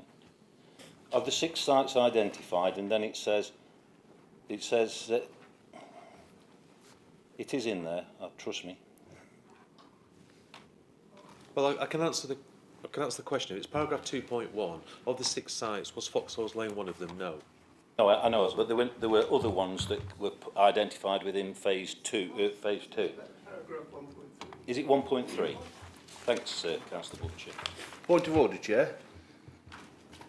At a previous meeting, Councillor Rains even brought up tonight that Councillor Flitter actually said that Foxholes Lane was a site that that ARC had looked at. Yeah. I may well have looked at it, but I don't think it was put forward for different reasons for further consideration. I can't remember exactly what the wording was from ARC, but it wasn't put forward for further consideration as far as I'm aware. Chair, I can comment on this. I can categorically state that the Foxholes Lane site is not a site that was identified or looked at by ARC. The Foxholes Lane site came to the Council's attention because it was proposed for auction through Bagshaw's, and there was an awareness that it was proceeding through auction, but my understanding is it didn't ultimately get sold through auction. That's how it came to the Council's attention, but it was not through the ARC report. Thanks for clarifying that. Councillor Flitter did actually state in that previous meeting that it was through ARC. He did. I'm sorry, but he did. Through you, Chair, Paul, I think the ARC listed the areas of which were going through auction, but at that point we'd not given any authority, had no authority to go through auction. So although they listed a number of areas of which were going through auction, it wasn't anything that was considered as them bringing those sites forward, because the committee or council had not given permission to officers or ARC to progress through auction at that time. Councillor Hobson, I think, next. Thank you, Chair. With these recommendations, I can't support any of these recommendations. It seems that no work has been done. They're not proper things coming through. I'd like to see, I was part of that Gypsy and Traveller working group that came and said, oh, it's going to cost this to do the woodyard. But as you've said yourself, Martin, We're still in questions. yeah, well, I'm going to ask my question. I'm going to ask my question in a minute. So we asked the questions about how did they get these figures, and we weren't told. Martin's already said that it's been difficult getting access to the land. Surely this should be a priority, a site that's got planning permission. We should be making effort. You can't just dismiss people. This is the only thing we've got on the table. Please can consideration be given to taking this forward, please, the woodyard? Well, that's certainly something that can be taken into account. I don't know if Simon could say anything about that, but I think we're open to suggestions in terms of sites that haven't been properly considered. Well, Chair, if I could just comment, it's not that officers haven't taken that forward. This council's made a very clear decision not to pursue any interest in the woodyard. So it's not officers who have not taken it forward. Council has decided that. If council wishes to do something different, it needs to make a different decision. You've run out of questions, so we're going to go to debate debate in a second. No. Is this debate now? Nobody's moved it and seconded. When it is, I'll put me on. You're first. Don't worry, you're first on debate. Any further questions? No. Right, so we do move into debate once somebody's proposed the recommendations and seconded them. Do you want to propose them, Gareth, or do you just want to speak on them? I'd like to make an amendment, please. You have to propose it. Bob? Councillor Butcher, do you want to propose? Yes, I'm very happy to propose the motion, and I don't have a lot to say. There's a lot of work gone into this. Clearly, this is a great concern to residents, and I think it's been taken forward as a priority by the council. It's extremely difficult, and we need to try and work together in a cooperative spirit. There will be more challenges to face as we go forward because of the challenge that some residents face, and I understand why they feel very emotional about it. Because of the recent happenings, it may be that we want to think about what we do urgently now. This motion isn't about that. I know a colleague of mine over here on the right is quite keen to propose something that will help to take that forward, but for the moment I'm just proposing the motion, the recommendation as it stands.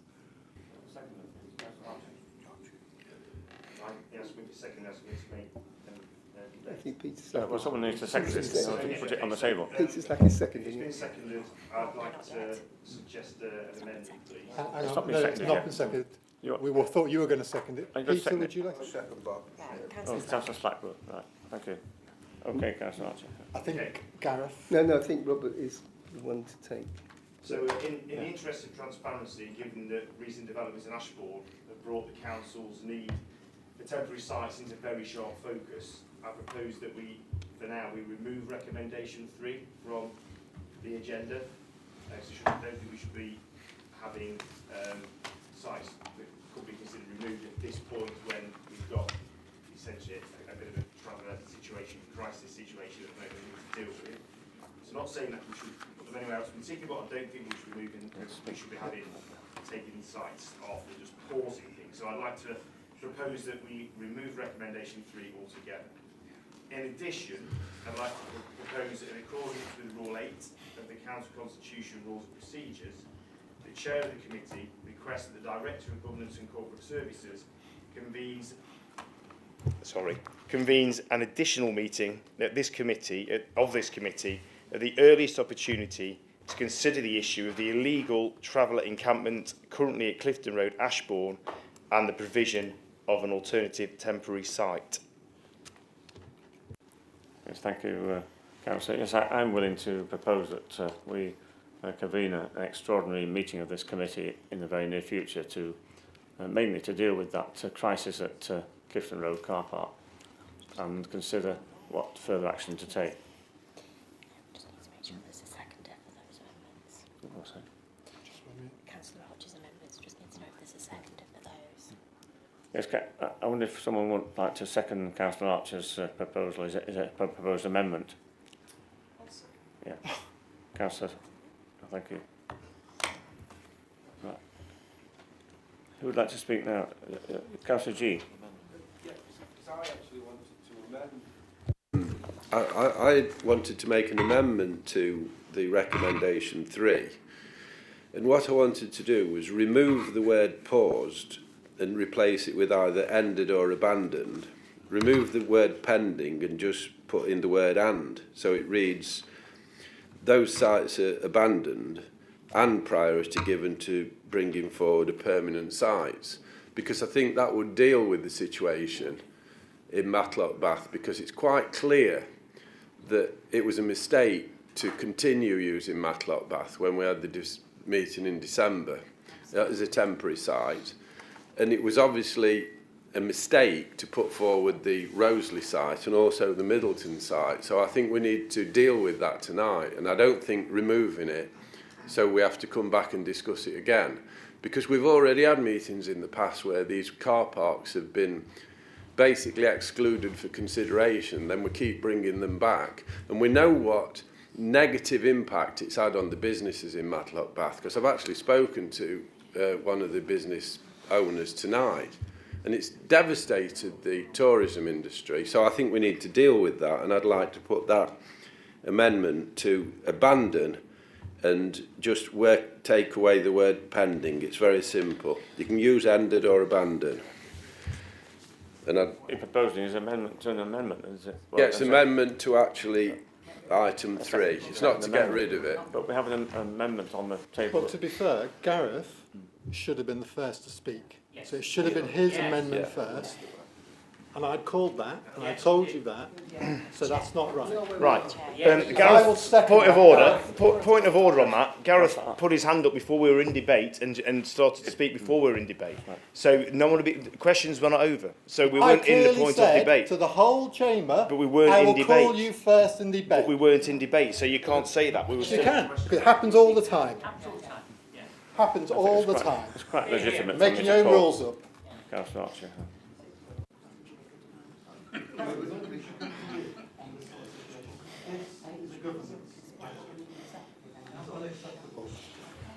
Right, we just need to take a breath because obviously this is a very, very high opinionated matter, and I will need to give the chair some advice. As chair, he is the one that is running this meeting, so he does have the discretion. Councillor Wayne, do you want to add something to that? I'd just like to say, is Councillor Whitehead chairing the meeting or is Councillor Burford chairing the meeting? I'm chairing the meeting. Good.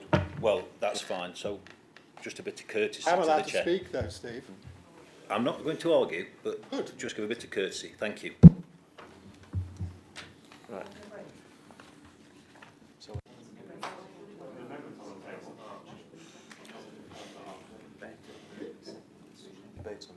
Yes. So can I introduce a debate on this amendment then, please? Councillor Archer's amendment. Would, Chair? yes. Can I say something? If you're contributing to the debate or to the debate on this amendment. I think what we've stumbled across here is that there's a pre-made plan here and we've upset it. Yeah. You know, I do feel that Gareth was, you know, very eager to speak and obviously he jumped the gun slightly, but obviously, you know, the Deputy Chair had sort of pointed out that he would be given an opportunity to speak.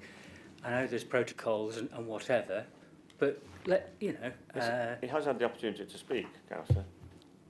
Yeah, but he wanted. Two Yeah, but amendments. we're sort of making his sort of proposal redundant now because you gave an opportunity to somebody else to speak and get the amendments in. We know how it works. Could we respond to whether that was a pre-arranged agreement, Martin? Can I clarify? What? Yes.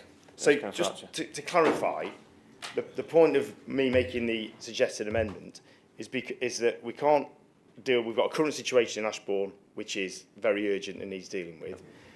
We need to exactly. Just let me finish. Which is why, included in that amendment, we've requested the meeting where we can address that.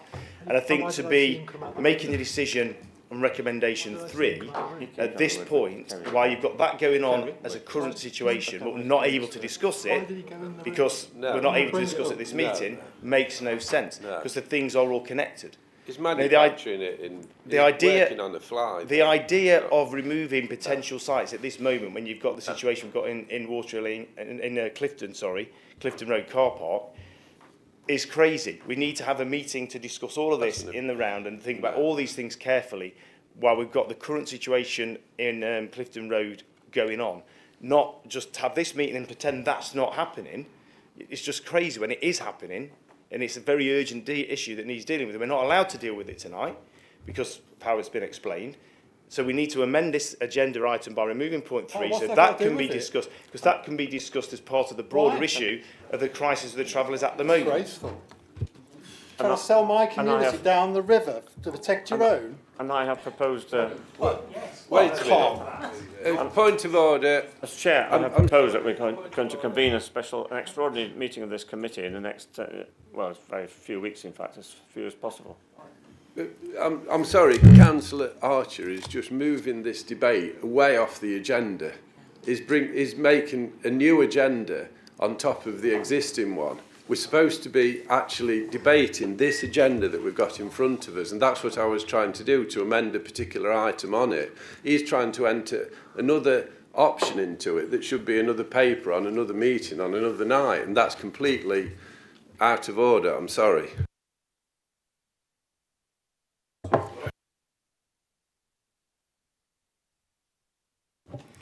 Chair, can I just clarify a point of order, please? Do you need a resolution to call another emergency meeting? Well, I proposed it. If someone wants to have a debate on that, don't need Councillor Archer's as Chair, amendment to do it. I can request another So meeting. you can do it whenever you like. Sorry? You can call another meeting whenever Yes, you like. I can. That's right. Just say you're going to call a meeting. Well, and it I solves did the that problem. about 15 minutes ago. Yeah, but no one was listening. Oh, right. Well, is that my fault?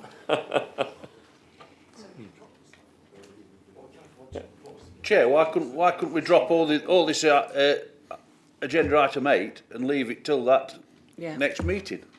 Scrap it all together, because it all links together. Yeah.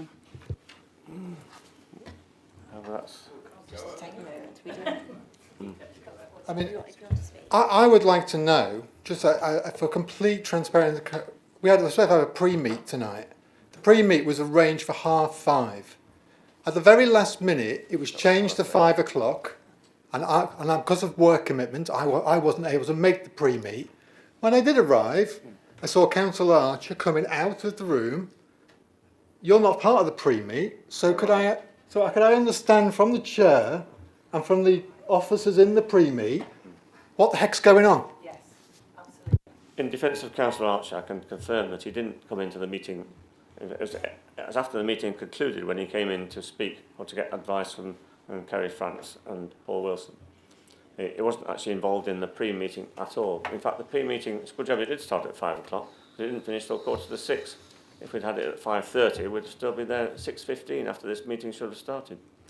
Can I just say something, Chair? I contacted the monitoring officer at the beginning of this week because I'd heard that a proposal was going to come to this meeting, and it was all organised, and if it had been organised, it should be on an agenda item. So I think I'm with you, Councillor White, on this, with having a little bit of suspicion as to what's going on. Yeah, just to clarify, the whole point of suggesting within the amendment that we have the other emergency meeting is exactly that, so it is all open, so people can see that we are organising another meeting to discuss this, because we know there's a current ongoing situation. So the whole point of suggesting it the way I've suggested it is to be open and transparent, so the public know we're going to meet, we're going to discuss this issue in the round at another meeting as soon as possible, because there's an ongoing situation which hadn't happened when the original agenda was published. So I'm sorry if it feels like the opposite, because what you've suggested about us doing behind the scene, we've actually tried to produce a situation where we can have a proposal to have an open meeting to discuss all this. That's exactly what this is all about. Sorry, he's got unintended consequences here, because all he's trying to do is keep the Matlock Bath car park available to move the travellers to if it goes pear-shaped in Ashbourne.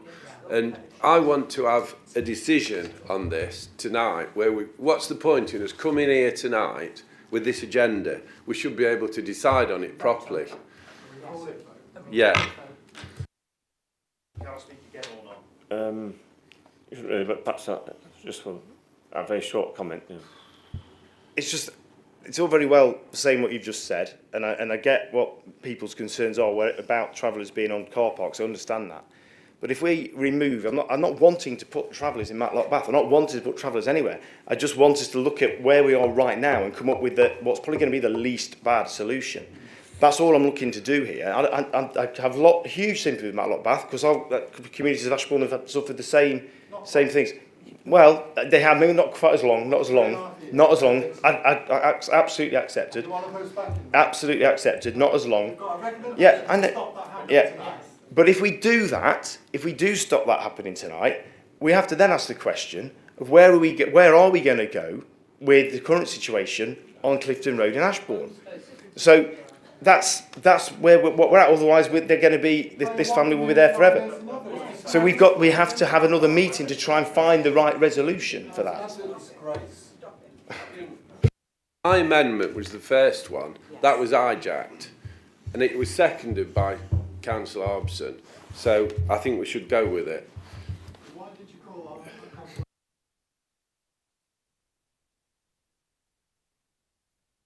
Speaking about the actual motion itself, he wanted to change one of the recommendations, which wasn't really in order at that time. It was a It was. Everyone heard it. This absolutely stinks. What about my suggestion, Chair? Well, let's put it to the vote. Yeah, well, if we've got two amendments, we should vote on them in order, shouldn't we? Right, this is where I said about that. Let's just take because at the moment, just to recap, we do have an amendment that's been seconded, which was Councillor Archer's. We do then, which following that is in place. There's whether there's agreement or disagreement about how it's got there. That is what's on the table now, and you are to to vote on that. Now, just in the mix, then yes, there has been a further request from Councillor Lees that we do. What was your proposal, Councillor Lees? Just so I won't want to put words into your mouth. We scrap the whole idea of agenda item 8 until we get this next special meeting. We need to vote on it. No, we need to vote on this. We need to vote. Well, we need to vote on something, definitely. Let's pass away. Yeah. My understanding of being a councillor with the Derbyshire Dales District Council is that we all take responsibility for the whole district, not just our own backyards. And I dread to think that the people looking in on this tonight and what they're going to be thinking about us, because we're all wanting our own little bit of protection. And that's well, it's not acceptable in my view. No, just excuse me. I'm not saying anything about it, Gareth. Thanks for interrupting me again. But anyway, the issue that I've got is that there is an issue in Ashbourne on Clifton Road, and it is quite a serious issue. But I think we need to come back, and have this extraordinary meeting or whatever it's going to be, and take time, calmly to debate it, not to be talking over each other, because I find that, it's sad that we can't listen to each other. We should be working as a group and, together. But I just feel that what we need to do is we could vote on the first 2 points and remove the other one. And can I just say, Councillor Whitehead, I know you'll say about 2.5 years at Matlock Bath. Well, whatever. 5 or 6 years at Matlock. And I just look at it, and those people who are down there, it's on a car park, but at the end of the day, we're accepting of them. Because they are vulnerable people. Whatever anybody says. Shouldn't Ashbourne be accepting that? Can we have one at a time, please? Let me just speak, please. I'm not saying. No, Chair. I'm just fed up of being interrupted by your co-chair. Thank you. Thank you for that, Councillor Wayne. I think there's been too much cross. Could I just interject here? If we vote on Councillor Archer's amendment, and then if that fails, then you could go back to mine. Would that work? That is probably an option, is it not? Yeah, just following the rules of procedure, we do have an amendment. Peter vote for it, because I'm removing his site as well. They're not Peter. And Peter. Yeah.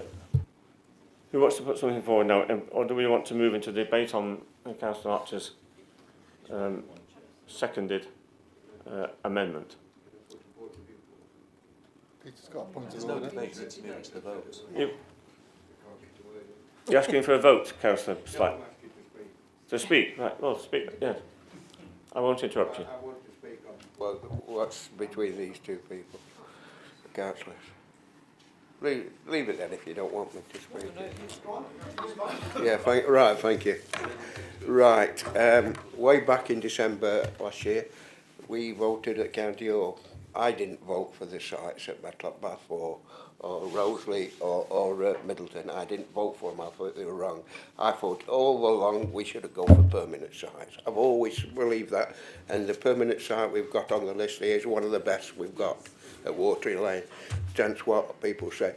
And going back all them years when I won the planning committee, when Gary Purdy, who was chairman of the planning committee, we had a lot of harassment that night, and we had to stop the meeting and for half an hour, and then we came back and we passed it.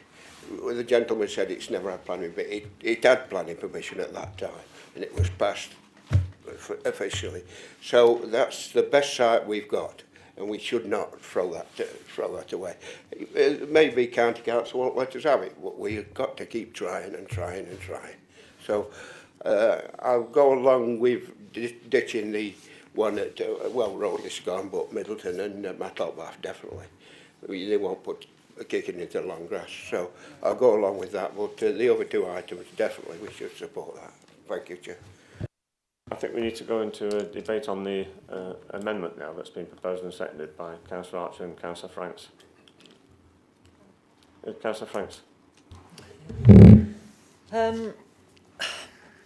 I think what I want to say is that it is a shared responsibility of all of us across the Dales, and we have to try and look at this through non-biased eyes, and not just think about how we can get more votes for ourselves and protect our own areas.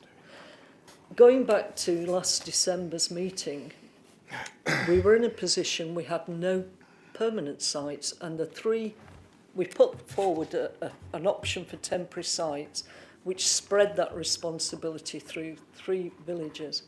And the bit about Matlock Bath, I strongly agree with what you're saying, that they shouldn't return there to Matlock Bath. And part of that December agreement is that travellers would only go there for the quiet 3 months over the winter. My own personal view is that unless we had all 3 sites falling into that pattern, into that group, they shouldn't be going back to Matlock Bath at all.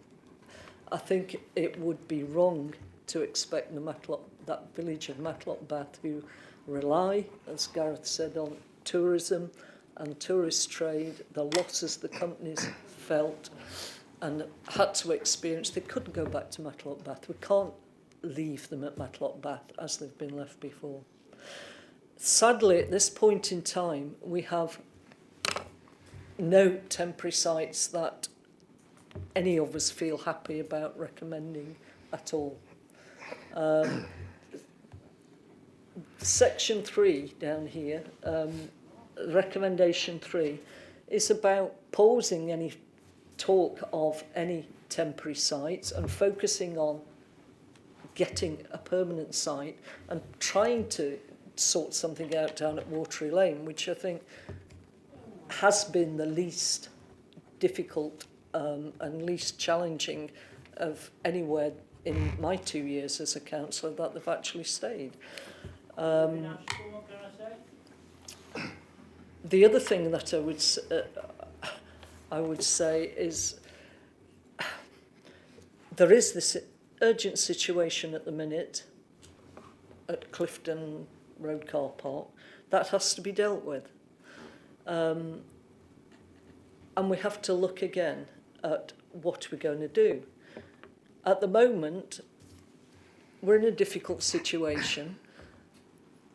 What are our alternatives? We've got, again, totally unsatisfactory property that we own, and the possibility of looking at trying to be imaginative about maybe some of our depots and things like that, trying to block off parts of something like that. I'm against using car parks continuously, and they shouldn't be used. And I know the other thing I want to talk a little bit about, because it's been talked about and it keeps coming up time and time and time again, is the woodyard. And the reasons why, people forget the reasons why you agreed to this, and I don't think it was even at the meeting to put it off the cards. The figure 1.3 million, that was only the starting figure. And that would have a site with no water. But to put drainage, power, and just the build for a permanent site was 1.3 million. However, what was needed before that could even be progressed, there had to be surveys done. Surveys, because that's built up land, to find out that there were, whether there were contaminants beneath, what needed to be done to make it secure, whether there needed to be, the drilling would have had to have been done, and we weren't allowed to go back on the site. We were taken on by Mr. Hewitt. I asked Mr. Hewitt twice on whether there was water on site, and he said yes. And then later, when we explored that with Severn Trent, we were told, oh no, no water. And to access water, you've got to go probably half a mile down the road. You've got to go over two people's land, and you can't have a permanent site without a water supply.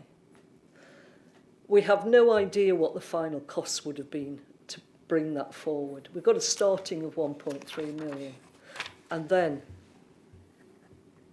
possible unknown costs. The other thing is the owners refused to allow access to anybody connected with the council on that site. And so, hence, that's why it's off the cards at the moment. Thank you, Councillor. So, nothing else to say at the minute. Yeah, I'd just like to talk to this amendment and talk to this paper. I can't support Councillor Archer's amendment because it's entirely putting an important issue on this agenda tonight into the long grass. That's all it's trying to do. So I can't support it. We're not talking about Woodyard. We're not talking about Clifton Road. You've said you're going to have an emergency meeting to deal with the emergency situation. We're just talking about this. So I can't support Councillor Archer's amendment. And I'd like, after that, to move on to so we can deal with this properly tonight rather than trying to obfuscate it. Thank you.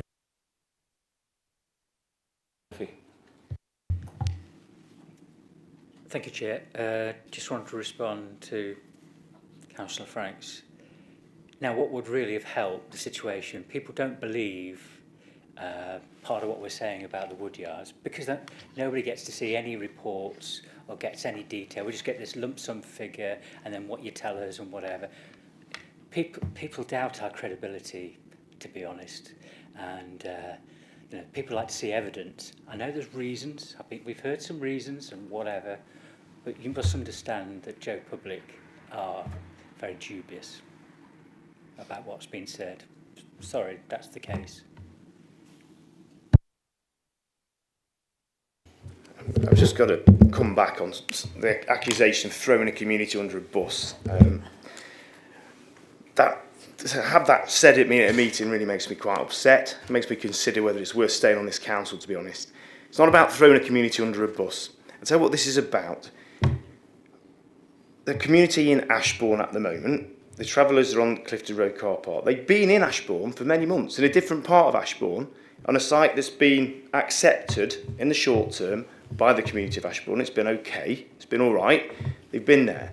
So I'm not saying, oh no, not in my backyard. This isn't NIMBYism. This is about finding a more appropriate site than they're now on. Unfortunately, they've chosen to move from the site that people were tolerating in Ashbourne, just to make that again, where they've been for several months, onto a site which is wholly wholly unsuitable.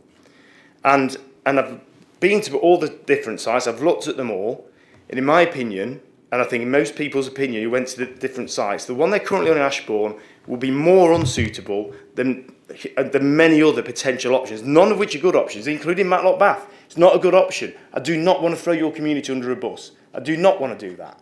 But I do want to find a better solution for this emergency, and it is an emergency situation, that we've got in Ashbourne, because Clifton Road car park is a disaster of a site. And we have to find another way forward. So, to take any options off the table, sadly, including, in my opinion, Matlock Bath at the moment, and I'd love to take it off, I'd love to. But to take any off right now, when we have this situation to deal with, without having a full and proper conversation about the current actual real situation, in my opinion, is irresponsible. So all I'm suggesting we do is don't take any options off the table tonight, when we can have another meeting in the very near future, when we might then take it off at that point. Absolutely, if we think we can come up with another better solution. And there are other ideas we can try and come up with, but we can't discuss them now. We need to discuss them at another meeting. So I don't want to, in haste, take down options that may be the least bad option for us at this particular moment in the short term, when we've got an emergency situation. If we take these different things off the table now, we have less options to deal with. We're stuck with this situation we've currently got, and less ways we can potentially deal with it. So, you know, it's not about NIMBYism. The community of Ashbourne's had this travelling family within it for many, many months. As I said at the start, it's been accepted by the Ashbourne community in the short term. Now, if this travelling family came to us tomorrow, and if Derbyshire County Council reopened that site and they went back there, then I, as an Ashbourne councillor, would say, yeah, go back there. And that's still in Ashbourne. It's not about throwing different communities under buses. And I'm not saying the Watery Lane is necessarily, in my opinion, the right long-term or permanent option. Please don't misunderstand what I'm saying here by that. But for right now, it's a hell of a lot better option that we've got than where they currently are on Clifton Road. So all the suggested amendment was about was trying to be open, transparent, consider this in a round where we've got an ongoing situation with travellers that needs resolving, and discuss this then, rather than cutting out options now before we've had the chance to consider what's going on in Clifton Road alongside that. So that's all it was about. No attempt to throw anyone under a bus. So just wanted to make that clear. I hope people can understand that, and we can push that part of this decision back to an emergency extraordinary meeting that we need to get organised ASAP. Councillor Archer, can you just repeat your proposed amendment so that everybody knows what they're voting for, if they're going to vote for it or vote against it? You want me to read it again? Yeah, you can, yes. Okay, so I think the contentious bit, I mean, this is straightforward. The full statement was, in the interest of transparency, and given the recent developments in Ashbourne have brought the council's need for temporary sites into very sharp focus, I propose that recommendation 3 is removed. In addition, I would like to propose, in accordance with Rule 8 of the Council Constitution Rules of Procedures, the Chair of the Committee requests that the Director of Governance and Corporate Services convenes an additional meeting of this committee at the earliest opportunity to consider the issue of the illegal traveller encampment at Clifton Road, Ashbourne, and the provision of a temporary site. So the two things are going hand in hand. Don't limit our options right now, so we've got a crisis to deal with. Let's have a meeting in the open, transparent meeting, to deal with that crisis while looking at this broader issue.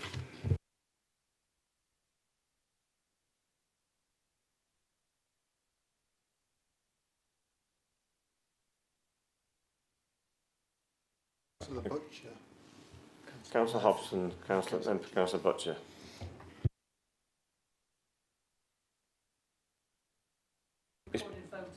Right, fair enough, yeah. Councillor Butcher. Has that got a second?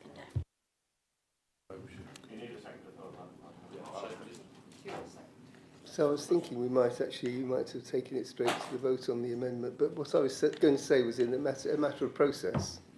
As the mover of the first motion, for which this is an amendment, I could just accept the amendment. Well, if members vote in favour of the amendment, yes, that will be the substantive motion or recommendation. I could just accept it without it having to go through the next process if you wanted to simplify things and move them forward. But it's an offer. Recorded vote. Amendment, isn't it? Still an amendment, that's right, yes. do we want to, do you want to vote now on that? Who wants to? Yeah, Councillor Murphy and then Councillor. Councillor Murphy. Thanks, Chair. I've got a funny feeling if I'd made that proposal about something that wasn't on the agenda tonight, I'd have been closed down. No. That sort of thing's happened quite often in the past, especially the recent past, especially last Thursday.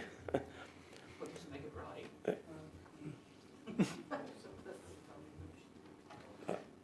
So can we all onto a vote then, No, please? you've got Councillor G now. Oh, Councillor G as well. Right. You want to? Right. Yeah. So, yeah, I'd just like to say a couple of things. First of all, I apologise for interrupting Steve, and apologise for upsetting Councillor Archer. It's a very passionate debate, and I think if you had the context, which I know Councillor Wayne does, of having lived this experience for not months, but for years. We have. Years. And so the very implication, while Councillor Archer's amendment might seek to be pragmatic and keep options on the table, but all it does for my community is make them think of the implications of what Councillor Archer is saying. He's basically saying we've got a site here, an illegal site in Ashbourne, which is no good, therefore we need to keep the other options on the table because that's no good. We want to move them out and we want to move them to Middleton. And I'm surprised that Councillor Slack wants to see, we have got an opportunity tonight, Peter, to get Matlock, Bath and Middleton done and dusted, protect our communities. Well, you said you were happy to kick it into the long grass. Yeah, get rid of it. Oh, I thought you meant you were going to support Councillor Archer's. Okay. So it's those fears in my community that this will create in terms of. We've already had a misreporting in the Derbyshire Telegraph today about the Traveller situation in this. So we've already had a misreporting that said this council is looking to pursue permanent sites in Matlock, Bath and Middleton. That was in the press today. Shown it to Paul Wilson. Hopefully the council will be issuing a rebuttal to that, because I'm not aware that we've ever had a discussion about permanent sites in either of those two locations. So in that context, with that being in the press today, and then suddenly feeling like this meeting has been hijacked tonight, and I accept, for good reasons, understand, I know what it's like when you've got that pressure in your community and you want to have options. We waited a long time for urgent action in Matlock Bath. It didn't happen after kind of a week of an incident happened. It took over 3 years to settle. So I say to councillors tonight, please vote down Councillor Archer's proposal. Not because I don't want to have that other meeting. Quite happy for Martin to call that extra meeting. I think that would be a really great debate and thing for us to focus our minds on. But we shouldn't do it at the consequence of two other small communities, particularly one, my community, that have had this kind of issue for a long, long time. So this is our opportunity tonight where we can say to both of those communities, like we said to the Roseley community when planning turned it down, that you have no more fear for having travellers coming back into our community in an inappropriate place. So this is our chance to close it down.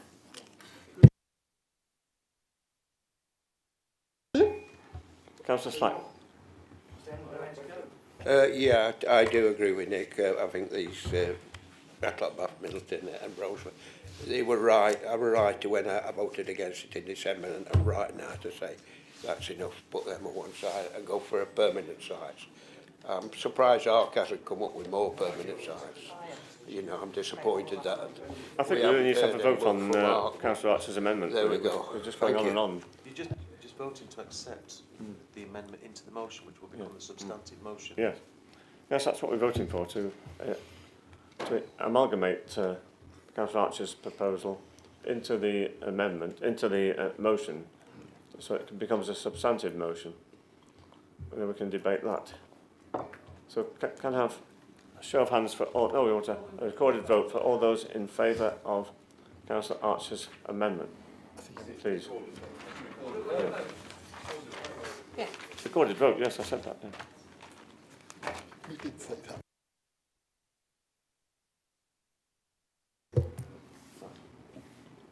Councillor Archer. 4. Councillor Buckler. 4. Councillor Burfoot. 4. Councillor Butcher. 4. Councillor Franks. Councillor G. Against. Councillor Hobson. Against. Councillor Lees. Against. Councillor Murphy. Against. Councillor Nash. Councillor Slack. Against. Councillor Wayne. 4. Councillor Whitehead. Against.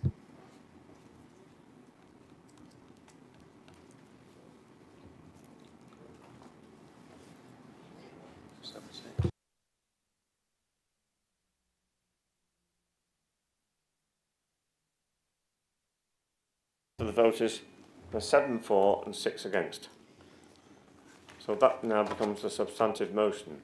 So I think I'm right in saying we need to debate that substantive motion. Yeah. Okay. Would someone like to lead the debate, please?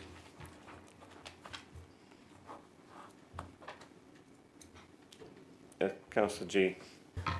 Yeah, so, I mean, this was an opportunity tonight to right a wrong that this council did by putting, you know, travellers in Matlock Bath for as long as it has. It's the fact that this group have just fallen away from the chance to right a wrong, because we saw with the situation with Rosalie, we saw the meeting, anybody who attended the planning meeting. We've seen, I mean, I've spoken to numerous business people in Matlock Bath of how it's destroyed their returns and everything. It's just dreadful that you haven't taken the opportunity. I mean, they've already paid their time in terms of the disruption they've had. And now you're going to put them on to Middleton as well. And you didn't want to leave it, did you? It's just dreadful. I mean, I really find it alarming that you've hijacked this meeting tonight due to some issue that's arisen in Ashbourne. You're misquoting the proposed motion. The implications, Mark. The implications of the decision in this possible vote that we're going to take tonight, it's just dreadful. I mean, we could have had a night tonight where we actually achieved something, but no, you've just kicked it down the road again. It's a can down the road, and we're going to come back and have the same arguments again.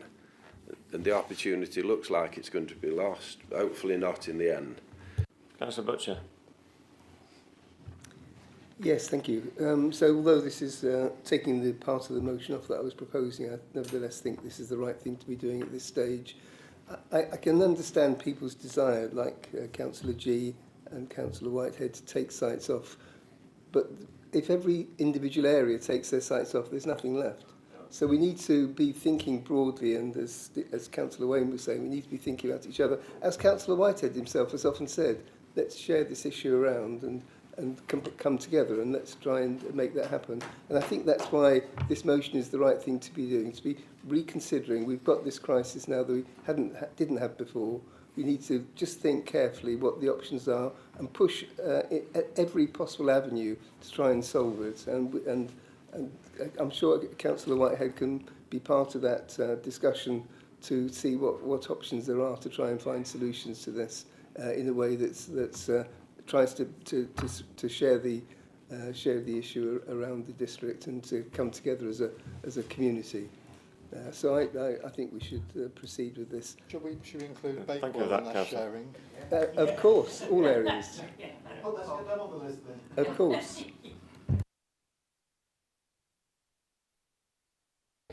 Chair, you know, I'm just in despair with this council. You know, in November 2022, this council voted that none of the sites in the district council control were suitable. Councillor Franks said tonight, car parks aren't suitable.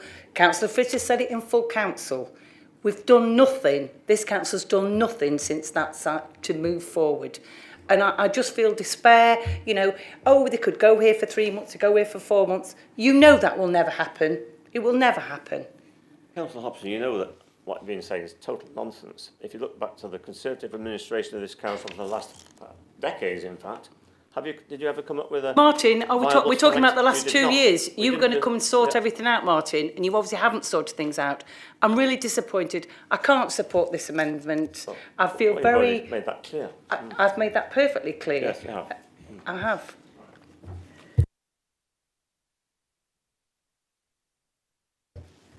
Councillor Butler. Yeah, I sort of feel the need to come back to Councillor Hobson. Really, I was on the council when we had the debate about taking on the potentially 8 sites which could have been used to cycle traveller sites around, which was proposed by the officers, and the Conservative chair of the council said, I'm going to go for all of the recommendations that the officers have made, apart from the one which actually identifies some sites. The key issue around this is that we've got two vulnerable families who have nowhere to live, and we have a legal responsibility to find them somewhere to live. I was the member responsible for Roseley, and what I said to the community at Roseley was that the key thing that we've got to do is find a permanent site. I'm really disappointed that we haven't come up with a permanent site by now. That doesn't change the fact that we still have 2 families that we have a legal responsibility for. And I'm disgusted with the way that these debates happen. We just talk about these people as if they're animals. They are not animals. We have a responsibility to find them somewhere to live. We have a responsibility to provide them with a home, to provide them with places to live, and we're not doing it. We failed to do that. You failed to do it for decades. We failed to do it in the time that we've wanted to do it. Yes, Councillor. Thanks very much. Councillor Archer. Yeah, thank you for that, Councillor Buckler. I think you made some very valid points there. I think what I just want to say, I know I've said a lot, but the problem we've got, if we keep saying we should take these sites off, take that site off, eliminate that site to protect our communities. The truth is that if we keep taking sites off and don't come up with anything, we leave our communities more vulnerable. Because until we have found somewhere that's appropriate for them for the travellers to live in an appropriate environment for them, for their well-being, and for our residents, for their well-being, until we do that, the travelling families that we're responsible for can turn up on any Derbyshire Dales car park, land, anywhere, as they have done in Clifton Road, and leave whichever community that is in the situation it's in. So actually, by taking options off the table, by not coming up with anything as an option, we're actually leaving all of our communities more vulnerable. And, we need to have this urgent meeting with this current crisis in Ashbourne right in the forefront of our minds, to focus our attention, to make sure we do something about it, and we try and find some genuine alternatives, and potentially, of course, look in Bakewell. I don't want to put people back in Matlock Bath. I'd much rather put them somewhere else, because I understand that your community's suffered. But equally, I don't want them to be going into communities which are damaging for them as well. They need space, they need an environment where they can be settled and their welfare can be looked after. And Clifton Road is certainly not that, and neither is Matlock Bath. So we have to think again, and we have to use this opportunity to think again, and take this current crisis as an opportunity to come up with something better. Because at the moment, it's terrible. So actually, I agree with everything Councillor Archer just said. The only problem I have, though, is if we're only going to say that Matlock Bath and Middleton are the only other options, because there's no sites proposed in Ashbourne, there's no sites proposed in Bakewell, there's no sites proposed anywhere else. So Matlock takes its fair share. Matlock Bath has taken a disproportionate share for the size of the village it is, and the hit on our economy over those years, well in excess of £1 million deficit to our businesses throughout the community.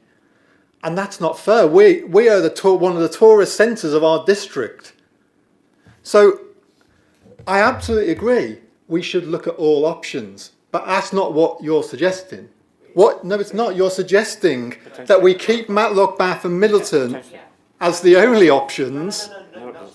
Because I'm suggesting that they are just not removed. That doesn't mean that we're not looking at other options. We look at all options. But we've gone through all this, and we had a chance. We had like 10 sites, and council, against even my protests at the time, because I said the lower the number of sites, and I remember having a very long conversation with Councillor Franks about this. The least number of sites we recommend to council, the less likelihood we have of achieving it. If we'd gone in with the original, what we'd promised, which was around 12 sites, which really would have shared the burden right across the whole district, but we didn't do that. We had this ridiculous sort of halfway house where we ended up with just 4 sites, Matlock, Bath, Middleton and Roseley. And so if that's all we're going to do in terms of look at the options again, then that's not going to stack up. So it's either every community is an option and we stop picking on certain parts of our district. In a way, it's almost better not to have a temporary tolerated site and just let the travellers go to whichever car park they want, because at least then it's pot luck and then at least shares the burden around. So, sorry, I didn't mean to use the word burden. I absolutely agree with what Councillor Butler said. I actually think the conversation's actually been relatively respectful. I don't think anyone had dehumanised anyone in the debate tonight. But you're right to make the point in terms of having that compassion.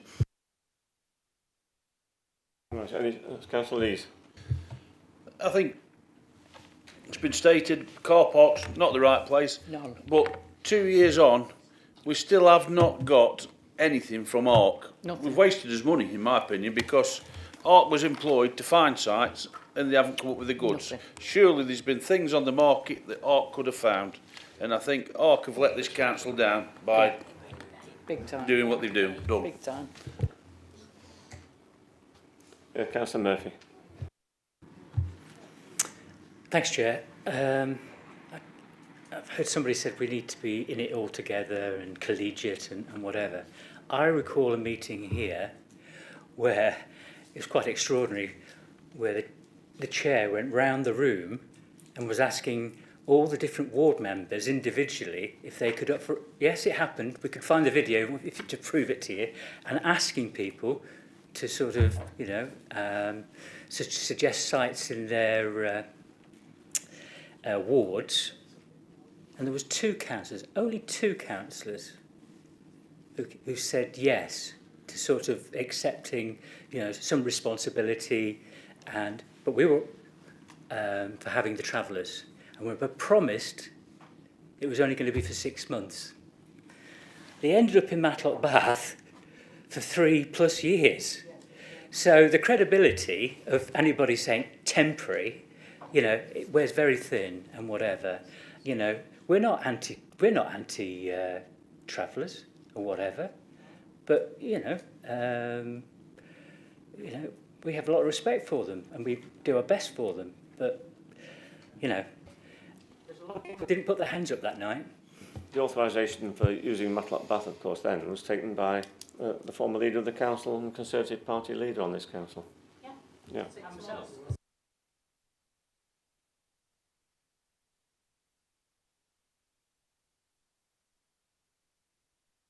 I was just going to ask where the question could be put, please. Thank you.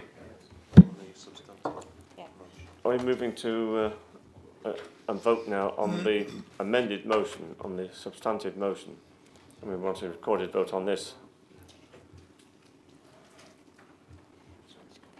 Seconder for the recorded vote for this one. Can we just clarify what we're voting on? Yeah. Voting on recommendations 1 and 2. Yes. And your amendment. And your further amendment, yes. Yeah. What? Doesn't want to be recorded vote. No, he says it's not. It's not a recorded vote. Councillor G. We'll just have a show of hands then. unless someone wants to propose. asking a question. You want a recorded vote? Right. Well, I'm not bothered either way, but don't be debating that for 5 minutes. Yeah, I'd like a recorded vote, and I'd just like to reaffirm that what we're actually voting for is to keep Matlock, Bath and Middleton as options for travellers. That's what we're actually voting for tonight. We're keeping that window open, that door open for travellers to go back to Matlock, Bath. Oh, no. League. That's what we're voting for now. No. We're voting for them also to have the opportunity to move from Ashbourne to Middleton. That's what this vote is about. So make sure that we all know that we want it to be a recorded vote. So if you vote for this, that's what you're voting for. If you vote against it, you're voting to close the door for travellers to go to Matlock Bath Station car park in the future, legally. And the same, we're voting to close the door for travellers to go to Middleton legally. So if you vote against this, that's what we're voting for. So let's make that clear to the public so everybody knows what this is totally wrong. Where this vote is going. It's totally wrong, Councillor. It's a misrepresentation of what's being proposed tonight. There's no way. We'll be back to where we were yesterday. I don't disagree with Gareth's point. No, we're not voting for Bath or Middleton at all. But every site, you could say every site in the district that we've considered before could be. The public will understand what you're voting for, Martin. We're not, no, Don't worry, the public will, because I am not it'll voting be... for Matlock Bath, I'm not voting for Middleton. But there are other sites as well where we'd say we're not voting for that site. We could go all around the district, every member of this council, and say, well, are we voting for their site in their village? Are we voting for that one in his town? No, we're not. Well, you could say that, Martin, but unfortunately for you, is that Matlock, Bath and Middleton are the two listed in the recommendation. So, which we tried to remove, we tried to abandon, but you didn't want to. I could propose that we remove Matlock from the list, then, so we find another site for the. Can I just ask a point of clarification, please? Can I clarify that what we're voting on now is as Councillor Archer's amendment with the two original. So 1, 2, 3, 1, 2, and Councillor Archer's amendment. That's right. That's what we're voting. That's correct. Yes. Just, I don't want it to be confused by Councillor G, if you know what I mean. That's right. Thank you. Yeah, absolutely so. Yeah. Chair, before you go any further, is option 3 being thrown out or not? It's as simple as that. Are we sort of keeping it in on one side? Disguising it on one side? Are we throwing it out really or properly now and just concentrate on the two options? Chair, if I can be clear what the amendment is. Because it's looking very, very dodgy. Well, if I can be clear what the amendment is. Though we're not. So the amendment is that the substantive motion is now recommendation 1 as outlined in the report, recommendation 2 as outlined in the report. Recommendation 3 is the amendment proposed by Councillor Archer that under the Council's constitution the Chair uses his authority to convene an additional meeting of this committee to consider the current situation at Clifton Road in Ashbourne and also to consider the identification of a temporary site. That is what Councillor Archer is proposing and has been accepted as a valid amendment. That's what the recorded vote is now going to ask you to vote upon. can I just have a point? Can I have a point of clarity on it? So, if the recommendation is asking for kind of another meeting so we can find another temporary site, could I just have a bit of clarity on what will be those choices? We'll be discussing the urgency. Well, we're voting on it now, Martin. So I think we need a bit of clarity about what the meeting. No, we're talking about the emergency meeting. Which are you talking about? Well, no. What you do know is that Matlock Bath will be an option in those choices, which it didn't have to be. Through you, Chair. The situation at the moment is that Council made a resolution last December, the 9th of December, to identify temporary sites to be progressed forward. As to planning, yeah. As things currently stand, that resolution still exists because the recommendation 3 to effectively sanction that those sites are not progressed any further has just been amended. So at any further meeting that is held by this committee in response to Councillor Whitehead's point, the issue of Matlock, Bath and Middleton would still be for discussion pursuant to the decision that Council made last December, in addition to any further updates that we may have received by this point in regard to Watery Lane at Ashbourne, in addition to any other sites that members may wish to put forward for consideration. So the whole debate regarding where a temporary site should be is completely open again. That's the benefit that Councillor Archer is trying to derive from having the further meeting. So no site is taken off the table, but it does allow the opportunity for other sites to be put on the table. And there is work constantly ongoing regarding looking at opportunities. Can I come back at the clock? Can I ask if someone could propose that we have another 25 minutes to 9 o'clock? Yeah. A seconder? All in favour? You can. So, can I just come back on Paul's? So, but the way I hear that though, Paul, is we've spent the last 2 odd years looking for sites. We ain't got any. Watery Lane we can't use because we don't own it. Therefore, by default, the only 2 sites that we have any sort of plan for, which was, well, one was to remove them tonight, was the plan. And now we're saying, actually, now we're going to take them to planning, or take them to this other meeting, to then take, they are the only other 2 sites on the table. So I find it all a little bit disingenuous to suggest that suddenly we're going to miraculously suddenly be coming up with a lot of other sites, and that other members are suddenly going to be picking up sites from their own wards, so we can kind of spread this around the whole district. It all seems rather fanciful to me. Councillor Butler. Yeah, that's just not true, Nick. That's not true. Of course it isn't. Where are the sites, Matt? What they've said is, let's not. Gareth, can you please shut up? You have just interrupted people all evening. I don't. It's just ridiculous. What it said is that if they come to the meeting, we can then discount it at that meeting. There may be another 10 sites come forward at that meeting. What Gareth said, there may not be 10 more sites come forward at that meeting. What Gareth said is, let's discount these now. Why would you do that when you've got to find somewhere? It might be that at the next meeting, if no other sites come up, we discount them then. It's just being reasonable. We may need to come up. We absolutely need to come up with more sites, and we need officers to come up with more suggestions. But and not only we need officers to come up with suggestions, but we need councillors to accept the fact that they what happened at the session where we had 12 and we went down to 4 was just ridiculous, because it needs to be spread over a bigger area, and that's what we need to do. But discounting things now is a mistake. Councillor Slack. Thank you, Chair. Let's get back really to facts, really. Last December we made a mistake. We should never ever suggested them 4 sites. We should have really said, look, we're really going to put effort into finding a permanent site. That's what we should have done.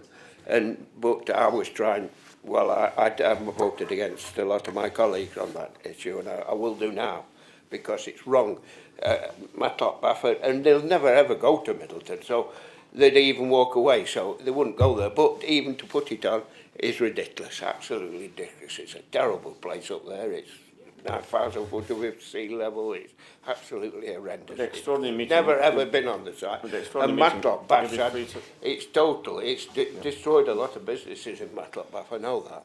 makes right. It's Well, all members will be free to reject those sites at the extraordinary meeting if that's the case. well, extraordinary meeting. It's just drifting it on further. Let's get it finished tonight. As Let's get them Archer- sites. as Let's get Councillor them Archer two has sites reminded us, away. Gone. We've got to deal with this Let's emergency let them go. situation on Clifton No, Road in no, Ashbourne. Martin, no. Yes, we do. No, We it's have just to deal with that. it's just drifting it on. No, it's, It's we've got not to deal with that. That's achieving why I want an anything. extraordinary meeting to deal with this emergency situation. Sorry, but I A don't quarter of an agree. hour, I asked if the question could be put and you said yes. So Agreed. Agreed. that's fine, thanks. No, I'm agreeing to put to the vote.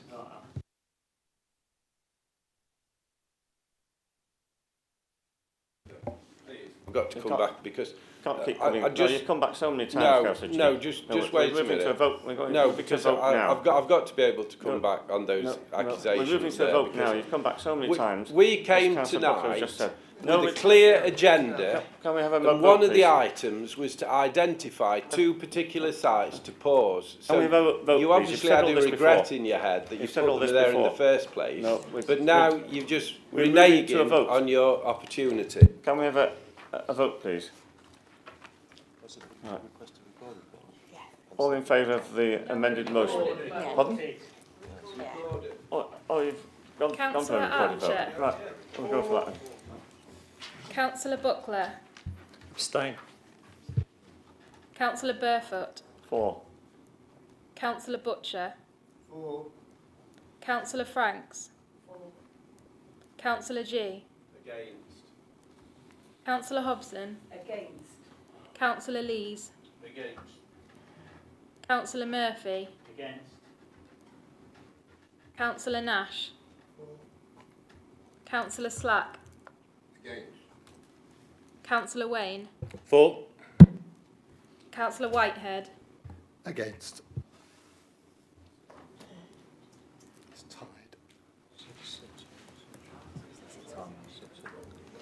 That's a tied vote. So in that case, I give my chairman's discretionary vote to the 4 side in favour of this motion.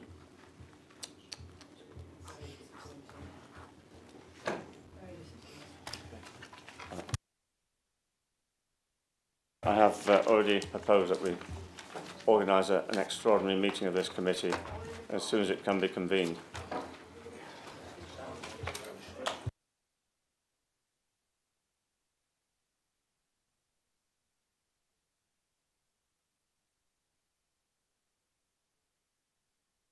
Been going on for so long, I forgot to do that. Have a safe journey home. We'll see you at the emergency meeting in due course.